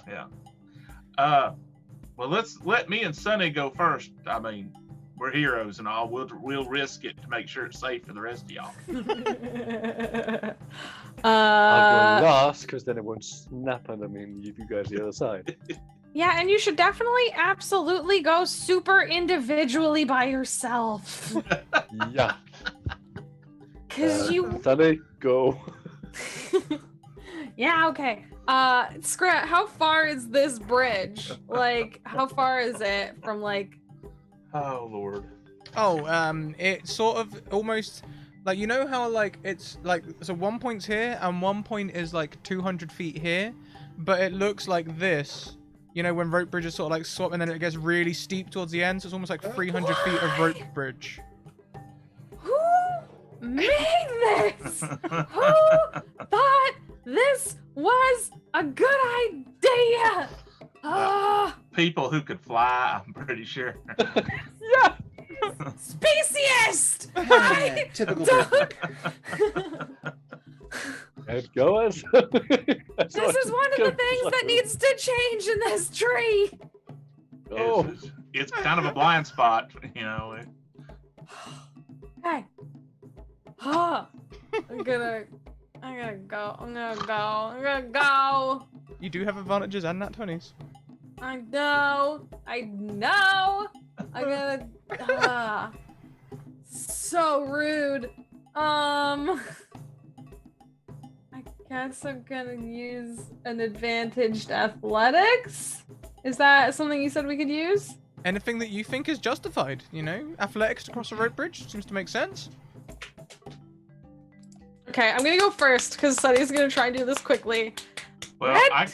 I gotta go too. I'm tied to you. I know, stay close! We're gonna go. Are you ready? And like Sunny's doing that thing. Sunny's like pumping themselves up. Yeah. Sunny's at the edge of the bridge. Like, we're gonna go. Are you ready?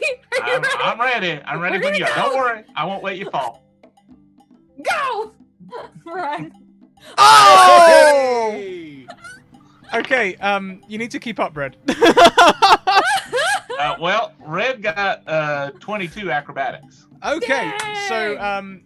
I think what happens here is, Sunny, you get to the halfway mark easily. You make such speedy headway that Red, I've got a feeling you might, like with the 22 acrobatics, we'll call that maybe aerobics. If you want, you can be pulled Okay. along like a kite. Yeah, I just put out my wings and float along behind it. Excellent. You've made the halfway mark. Easy. Oh, Easy. This rope bridge isn't so bad. man, I just wasted that advantage. Oh, dang it. I'm so scared of this next one. Okay, so we have to Ready? do it again. Call out, I believe in you. Oh. Don't make that face. Just get another 20 and you'll be fine. But what if we have to fight the monster? I don't want to use that 20 and then we. Oh, athletics. No! Oof. Oh. Red, what did you roll? Red rolled a 12. This is better than a 2 9s. Okay, Everything's fine. so on the Everything 9, is awful. Sunny, you are so confident with your nat 20 first descent that you misplace your footing and immediately slip off the bridge. Completely off. Red, Or like- with the 12, I'll say that you are able to hold Sunny, and since the bridge is going straight down, pretty much at this point, Sunny, you are able to swing away from the bridge and then swing back closer. I'll give you a strength saving throw to try and grab hold and correct your course. Okay. Oh my god! Sunny, you see Red start to slide down the rope. No! Red's not the strongest of birds either, so. Make me a strength saving throw, Red. Let's just confirm here. Oh, that's good.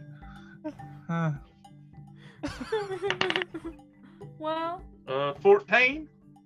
14's good enough. You can't make any more progress. You're kind of stuck. Sunny is taut on the end of this rope. They're very heavy.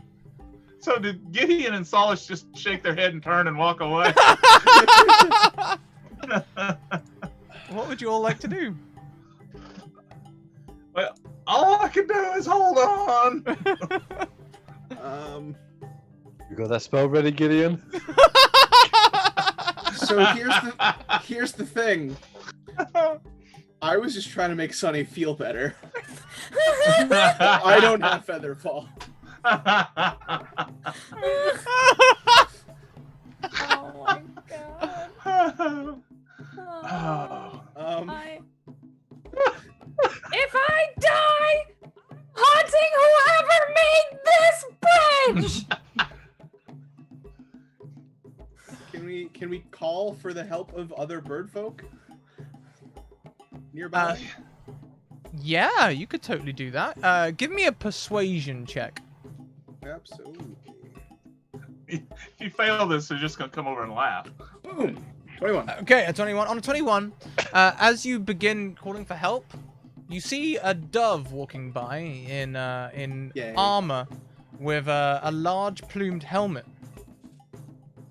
It is the guard captain. Ah! The guard captain says, "What? What do you need help with, young chap?" Just kind of point to the Oh! comedy. The heroes of going Humblewood! on. And he like flap, flap, flap, flap. And he comes across, Sunny. He perches on your backpack and says, "Let go, Sunny. She's just singing. Let go of the backpack. I've got it." Oh, okay. You sure? You promise? You promise? I'm like, I'm 80% sure that I've got it. And my 80% is better than most people's 100%. He has no idea how heavy this is. He's just gonna plummet to his death. No, it's the guard captain. They gotta do this. Come on. You better, okay. You better got it. Okay. So sat down and laughing. It is just try not to be busty or laughing. Gideon just gives him one of these. Just taps him, just like, hey. Nice. Do you let go, Sunny?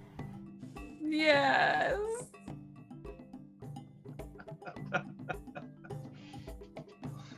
There we go.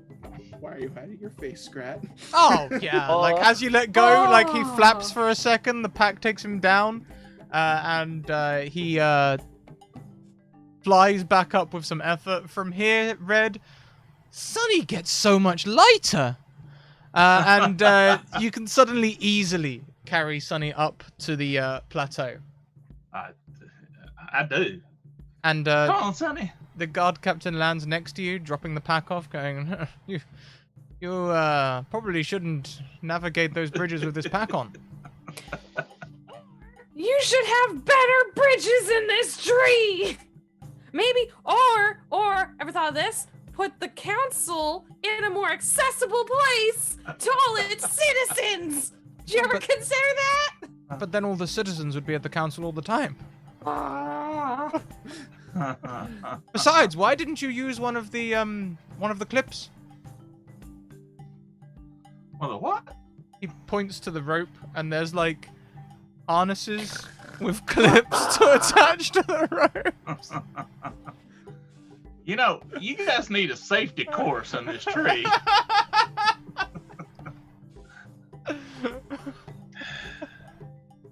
Now you tell us. Anyway, you're up here now. Getting a clip.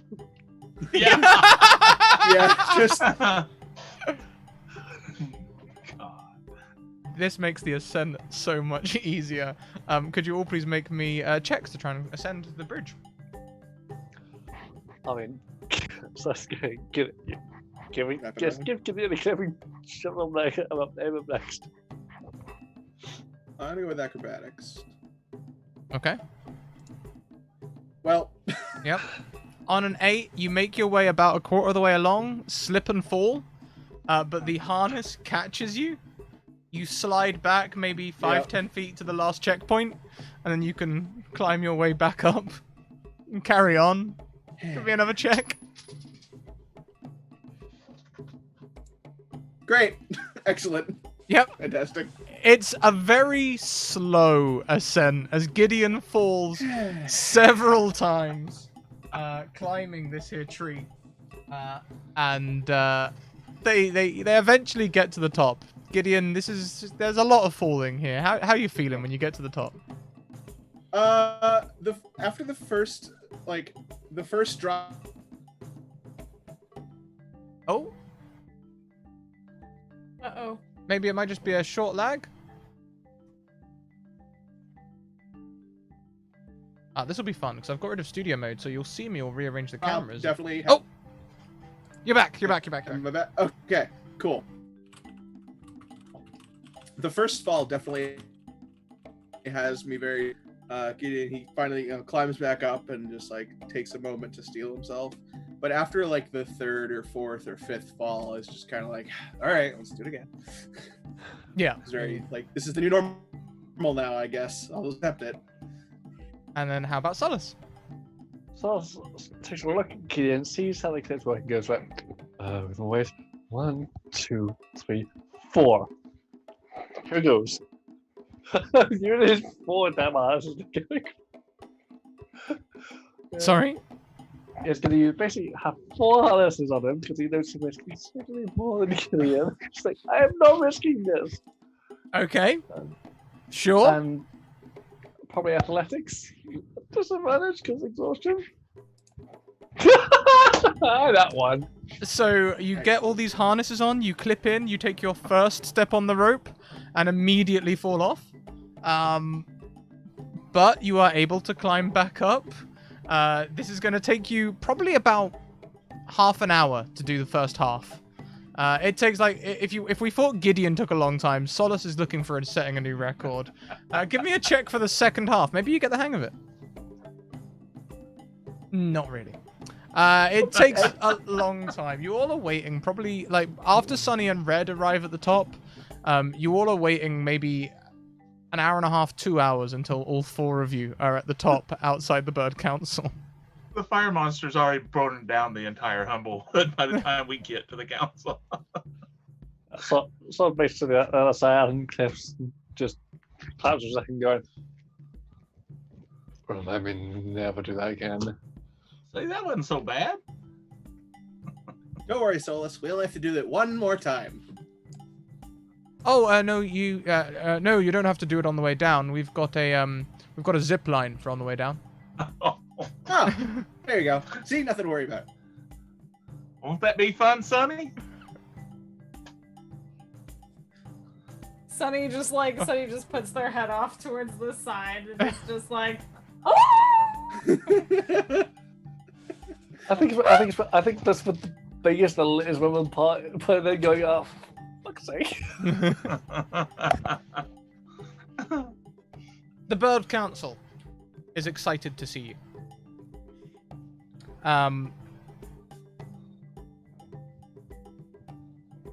They're eager, in fact. They, as you are introduced to the hall, Beta, the speaker, says, "We are very keen to hear your report from the Scorched Grove." There's big, really big monster, big mountain, fire everywhere. It scares the ASHSNAKEs. It throws boulders at us. It's burning down the whole forest. I don't want to panic anyone, but this is the end.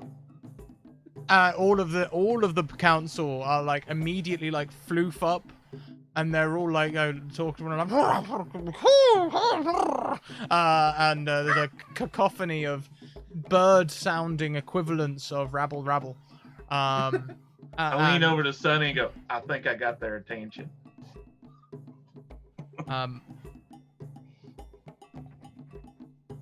Beta sort of holds her hand up until everyone quiets.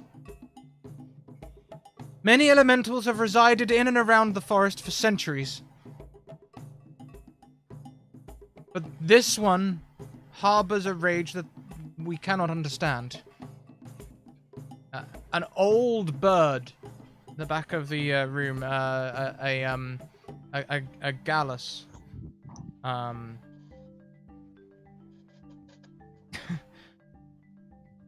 Well, now I say, the first rule of combat is to know your enemy.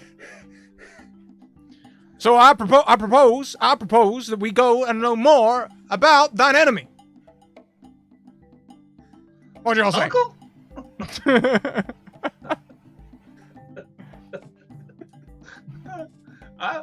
I think I know all I need to know. That thing is as big as a mountain, and it takes a quarter of a mile step with each stride, and it throws boulders and burns down the forest. We need an army. I don't know much about, another birdfolk chimes in. I don't know much about this creature, but I know someone who may know more to help us combat the creature. And the creature you described, no army will be able to face that. We struggled hard enough against the bandits. The Dean of the Avium. Tell me Luna. we don't have to go down a rope bridge to get there. No, his name is Gabe Winsworth. He's incredibly knowledgeable. He might be able to offer some insight on the situation. And Beta says, yes, of course, the Avium. The Avium will know all about this. They'll be able to help us. Heroes! Travel to the avium forest. Gather the information we need to find a way of settling this dispute. Sunny Red, we would like you to take this up for us. You there, Gideon, Solace. We have heard of you. Thank you for coming to Alderheart. I have a special mission for you.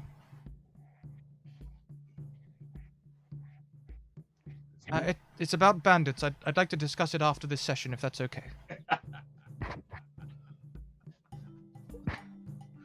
For that, Gideon? I could use a break from giant fire monsters, so sure. Yeah, bandits. Could I ask a question? Yes? I don't want to be, I'm a hero of Alderheart and all, and I don't want to be the mercenary jerk here, but there was a matter of some gold that you were going to pay us for going down there to the... Yes, we were going to pay you 2,000 gold, I believe, to stop the Scorched Grove. Exactly. Did you stop the Scorched Grove? Well, we might have. We didn't hang around long enough to find out. Well, it's sort of, it's questionable about what was making the Scorched Grove scorched, because you see there were fire snakes, and we did fight off one of those. It's just, and we found out what was causing it. And it's definitely less scorchy. Well, no. As they look west and north towards the thing, and they can just see orange filling the sky and ash polluting the airways. If I may. Yes? The grove isn't your problem anymore. True.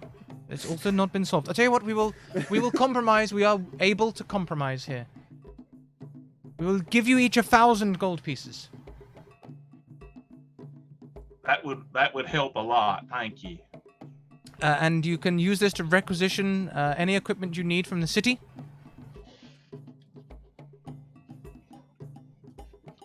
Yeah, I'm thinking siege engines. Long-range siege engines. Okay, Tavor so you... arrived sometime before you. Water demons. What? He also requested you. How'd that chicken tender dip out so fast?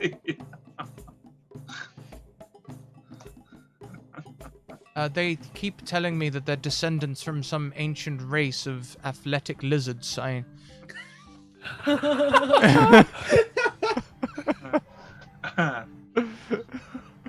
Yes, kobolds.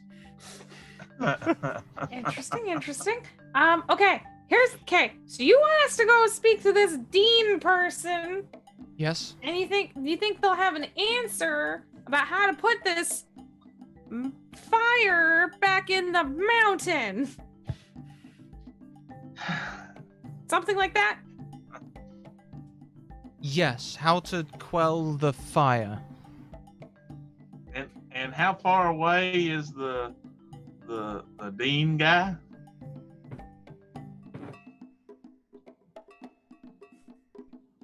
You want me to hold up my map?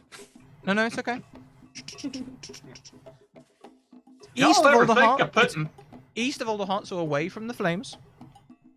Do y'all ever think of putting all the important stuff closer together? It's really not that far away. It only takes 3 days of travel.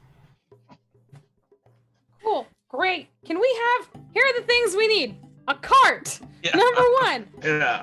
No, that's number 2. Number 1 is fix that bridge. The heck. You have... I get that once upon a time, the tree was just for the bird folk. But now you are also representing the humble folk. And they have feet. And they don't have wings. And in the future... The next time I am back here, there had better be a solid bridge. Of course, you realize that all of our tax money has gone towards funding your expeditions and helping the refugees. We haven't got any left for repairing the roadways, but if you like, I could take some money out of your reward and fix the bridge. How much would it cost to build a good sturdy bridge? Well, we could probably get something set up. Let's see, 5 days labor, plus materials, Looking at around 500 gold. Here, take half mine. You can there. I'll buy the bridge. Just name it the We Red will Memorial name Bridge. this bridge in your honor, Red. Thank you. There you go, Sonny. It better be red too. Yeah, paint it red. Saul's got sort of head down again. That burn went red. Of course, the quickest way to the avium is to just simply alight from this very platform and just glide the whole way. Speciesism! Okay. Once again, you're doing it! You're doing it again! Does You know, the other thing, number two was the cart. Number 1 was the bridge. Number 2 was the cart. Number 3 is you gotta get some non-birds on this council, because currently your perception is warped. I see. According to those that We have have wings. considered those who do not have wings. We have Sonny some is prosthetic wings that we can offer you. Ah! Sonny's like hackles are up. Sonny's like Just get them like a this flying tiny little squirrel. 2-foot mouse. You know, if they give her wings, I could throw her. You know, give her a boost. I don't think they'd like that very much. if Sonny ditched the backpack, does Red think he could glide there holding on to them? I need it. That's all my weapons. You know, it's coming very handy. I have re-armored our companions before. I understand that, but we could cut a lot of time off the. We could cut all the time off the travel if I could just glide us there. Okay, what about if I do this? Sonny takes off their backpack and straps like one sword to one leg and like a different thing across their back and like a different one the other way across their back and the one across their other leg and then be like, there, that's not too much. That's only like a few things. How about now?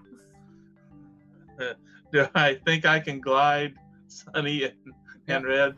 Also, there? whilst you have been doing this, another birdfolk has brought in the prosthetic wings. They look like a bastardized version of Da Vinci's wings, like with like lots of patches and things. And these do work. We've tested them. Ooh, How many times did they work when you tested them? Well, we tested them extensively within the guidelines of the Merchants Guild. It didn't quite get approved by the Engineers Guild, but the Merchants Guild approved it. There you go, Sonny. It sounds safe. to It's me. like real life! Yeah. What do you think, Sonny? I think that I'm going to personally change up the staff on this council with the contents of my backpack if more is not done. I think we can walk. All 'Cause right. No, a cart! Number 2 was a cart! A cart! Half the journey time via a cart! We could Art give you would an be nice. 8-beetle chariot. No. You have the money for an 8-beetle chariot, but you don't have the money to make a bridge to make the council accessible to your footed... It's a military vehicle. At one point, arming the military was very important. This is too much like real life right now, and I'm so mad. Hey, can I make a suggestion to the Bird Council? You might By all want to means. talk. You might want to talk to those bandits. I mean, if the Humblewood burns down, it's going to burn down them too. You know, Yes. maybe we put that aside for right now and all fight Fire Monster together. That is exactly what I would like to speak to Gideon and Solace about. Cool. All right. So as Sunny and Red are getting ready, they turn to you, Gideon and Solace, and go, listen, you have clearly done very well in finding the heroes and making your way here. We need skilled people, people of virtue, people of the cloth, Solace and Gideon, to go and bring the bandits into the fold.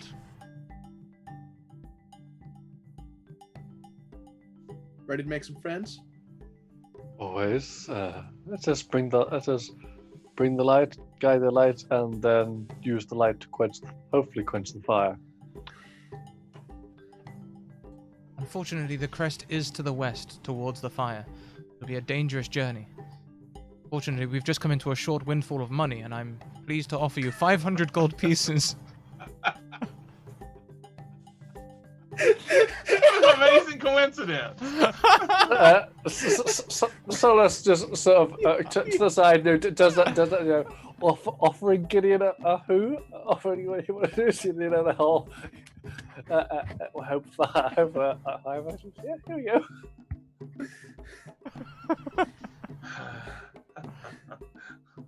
I'm thinking coup more and more. I hear Sunny puts a paw up towards Red and is like, listen, we promised not to do that first coup. We didn't promise to never ever coup. So Yeah, that was their coup. I'm thinking our own coup. Yeah, I agree. We just changed the whole campaign book, but we ignore the fires and kill the bird council. Yeah. The captain of the guard seems like he'd be pretty good at staging a coup. Yeah, you can't pigeonhole him like that.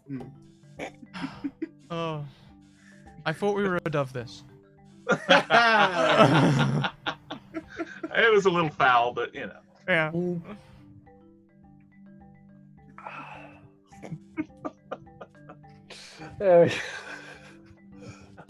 So, Gideon Solace, you are tasked with heading west to the crest. Sunny Red, you are tasked with heading east. I would like to start with Solace and Gideon.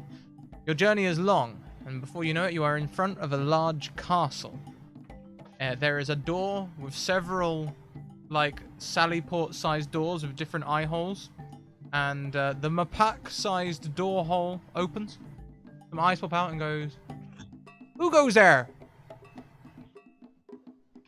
I am Gideon Fenwalker. I'm here with my traveling companion, Solus, and we are here on behalf of the Birds Council of Alderheart. Oh, right. Now, you didn't bring an army with you, did you? No, not at all. We're here to extend an olive branch. Right. Well then, I better let you in. And they open the pronged character-sized door. I forgot what they're called. Servant. Servant, thank you. They open the servant-sized door. I sort of still like he has to know a little bit duck in, because there's that. Right, now, before we get going, let me give you each one of these flyers. That's all the information you need to know about the Crest, Humblewood Socialist Movement, right there. And lets you know all about our core values and what we stand for. Now, we don't like to use the word bandit round here. All right, we ain't bandits. We're simply an alternate solution. Well, the hope is that the alternate solution may be the perfect solution to the problem. You are granted audience to the leader of the previously bandit, now Crest Humblewood Socialist Movement. Benna, a servant like yourself, with a large bandage covering one side of her face and head.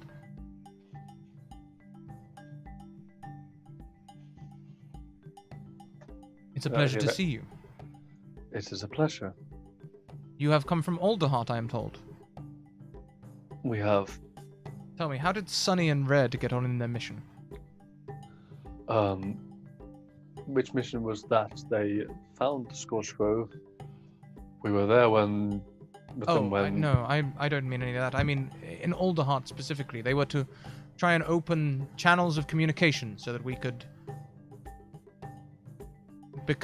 perhaps try and balance out the Bird Council a little bit so they actually think about people. They have been working on it.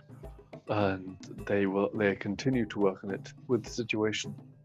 Okay. Well, I must say this is much nicer than the last contingent that the Bird Council sent in the night. They snuck in under darkness with weapons. Now, they said in the morning that they simply needed to use the toilet, but we don't believe them at all. No. Yeah, sounds like a load of. Anyway. Yes. Cistern waste. Yes. We hope that our connection can be an end to such underhandedness. And we hope that the situation, both Hedge and Bird together, will prevail against the Flaming Mountain. Okay. So, did the Bird Council give you any papers to sign, dockets, communications? We just sought to engage in communication and I believe report back to know if you are open to the I believe there might be an alliance. They haven't sent you with anything tangible. Fortunately not. It may become clear to you, Solace and Gideon, that perhaps the Crest Humblewood socialist movement isn't the one slowing down progression here. Oh yeah. They're very I willing to figured as much. communicate. Look, okay. Well, If they haven't sent you with any papers, then I'll be the one to do it. Look, these are our terms. They need to drop 2 members of the Bird Council and hire 2 humble folk who do not have wings. They need Start to scribbling in the back of my book. forgive the previous bandit council of all of their misdiscretions and welcome back refugees without discrimination. And then they need to stop funding ridiculous adventures and start using money to actually help the people. Solus pulls out the bag of 250 gold that the Bird Council's given him and just drops it in her hand. This... Did they give you this to give to us, or...? No, they gave that to me, but I give it to you. Excellent. I appreciate that. We can use this to trade with the merchants rather than steal from them in the daylight. To be fair, we do welcome anyone to come and be part of our commune, and the food and supplies are free, and they are welcome to you also all the time you stay here until you're ready to return. We'll also set aside rooms for you. We have plenty of room. Greatly appreciated. But I think we will do as much as we can here and make sure we are keeping lines of communication open as best we can. Yes. They will give you lots of things to be signed and discussed and send you back to Alderheart eventually. And this is where the role's going to come in. Group role between the 2 of you. It's up to you, though. Do you want Alderheart to communicate or just accept all their terms? What do you want to do? What check do you want to make? I think I would like to use persuasion and persuade Alderheart to accept the terms, and I would like to burn my nat 20 for that, please. Fantastic. Gideon, is there anything that you would like to add?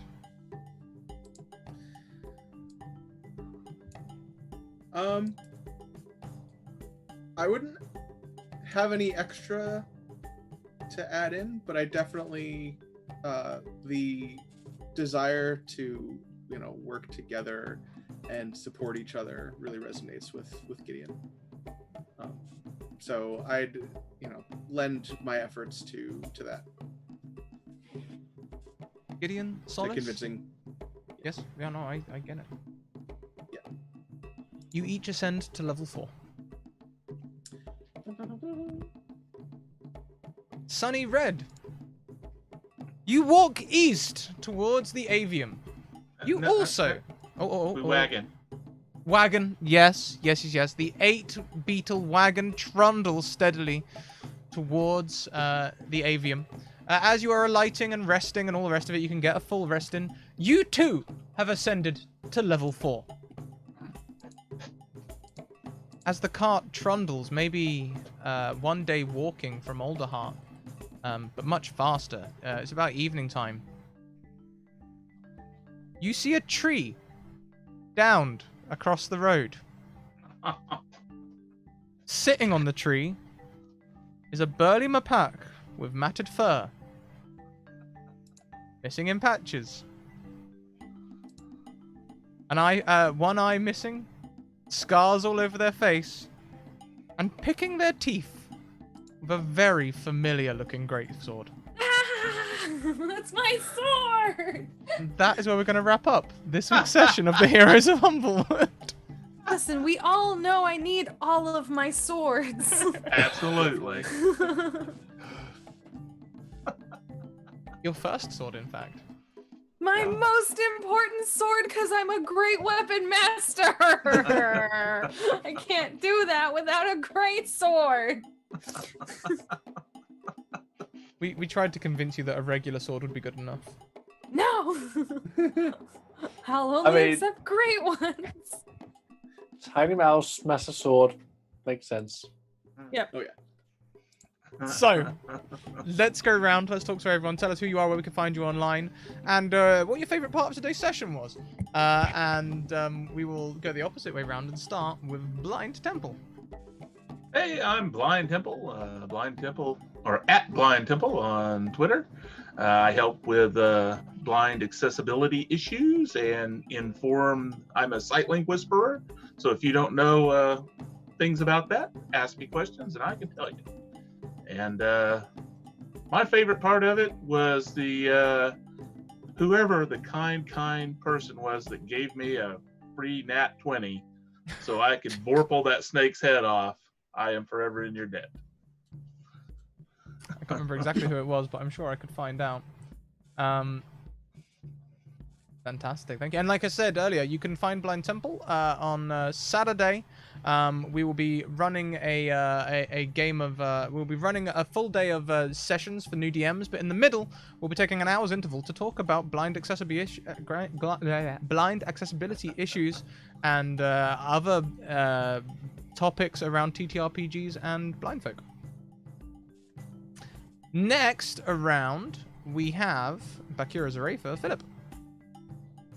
Hi, yes, you find me at Bakura on Twitter, and yeah, this has been so fun. I kickstarted this and been so looking forward to get it because it's awesome. Because of course with the situation, my books, books in transit, indefinitely at the point.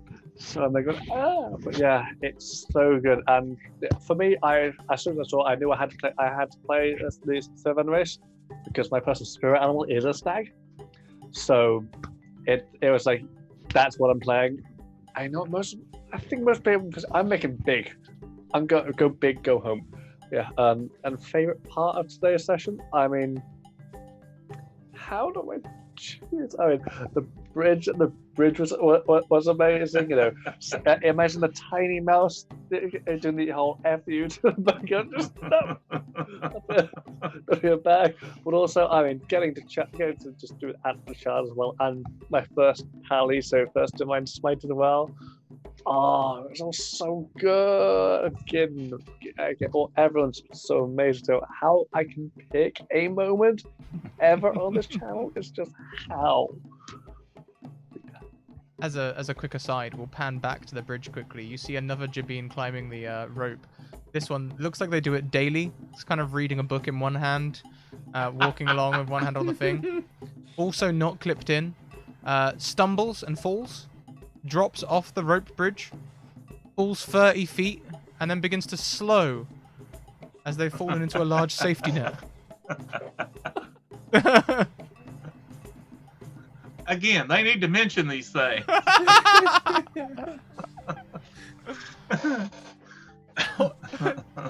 Next round, we have Chabby at Hallway 7 Secrets. Hello, I am Hallway 7 Secrets on Twitter, Hallway Secrets here. I just finally built my new PC, so I will be starting streaming various things soon. so that'll be fun. I do random shows like this, and starting the second weekend of May on Saturday at 3 p.m. Eastern, I will be on the Black Feather Guild as a regular cast member of one of the shows on their channel. So if you want to know more about that, follow them and look out for announcements from me.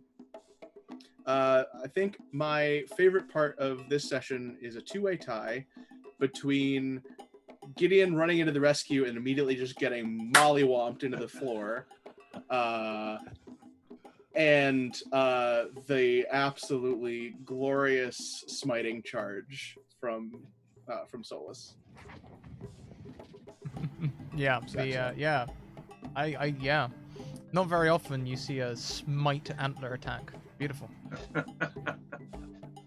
Last but most certainly not least, Jess! Hi! This session was a lot. So much happened. Y'all were awesome. I'm actually probably just happiest that like someone is finally getting a chance to deal with some of the bird council crap, because we keep getting pulled away from it. And like I'm so glad that some other folks have like seen their nonsense and are gonna be doing something about it, like because they just infuriate me.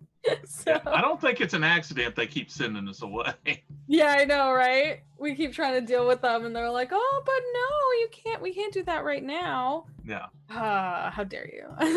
So I'm really glad for that. But yeah, my name is Jess. You can find me at @go_JG in all the places, on Twitch and Twitter and itch.io and Instagram, basically everywhere. I've managed to maintain that because no one would go for such a dumb name that no one can pronounce properly, and Scrat has gotten wrong for like the past year.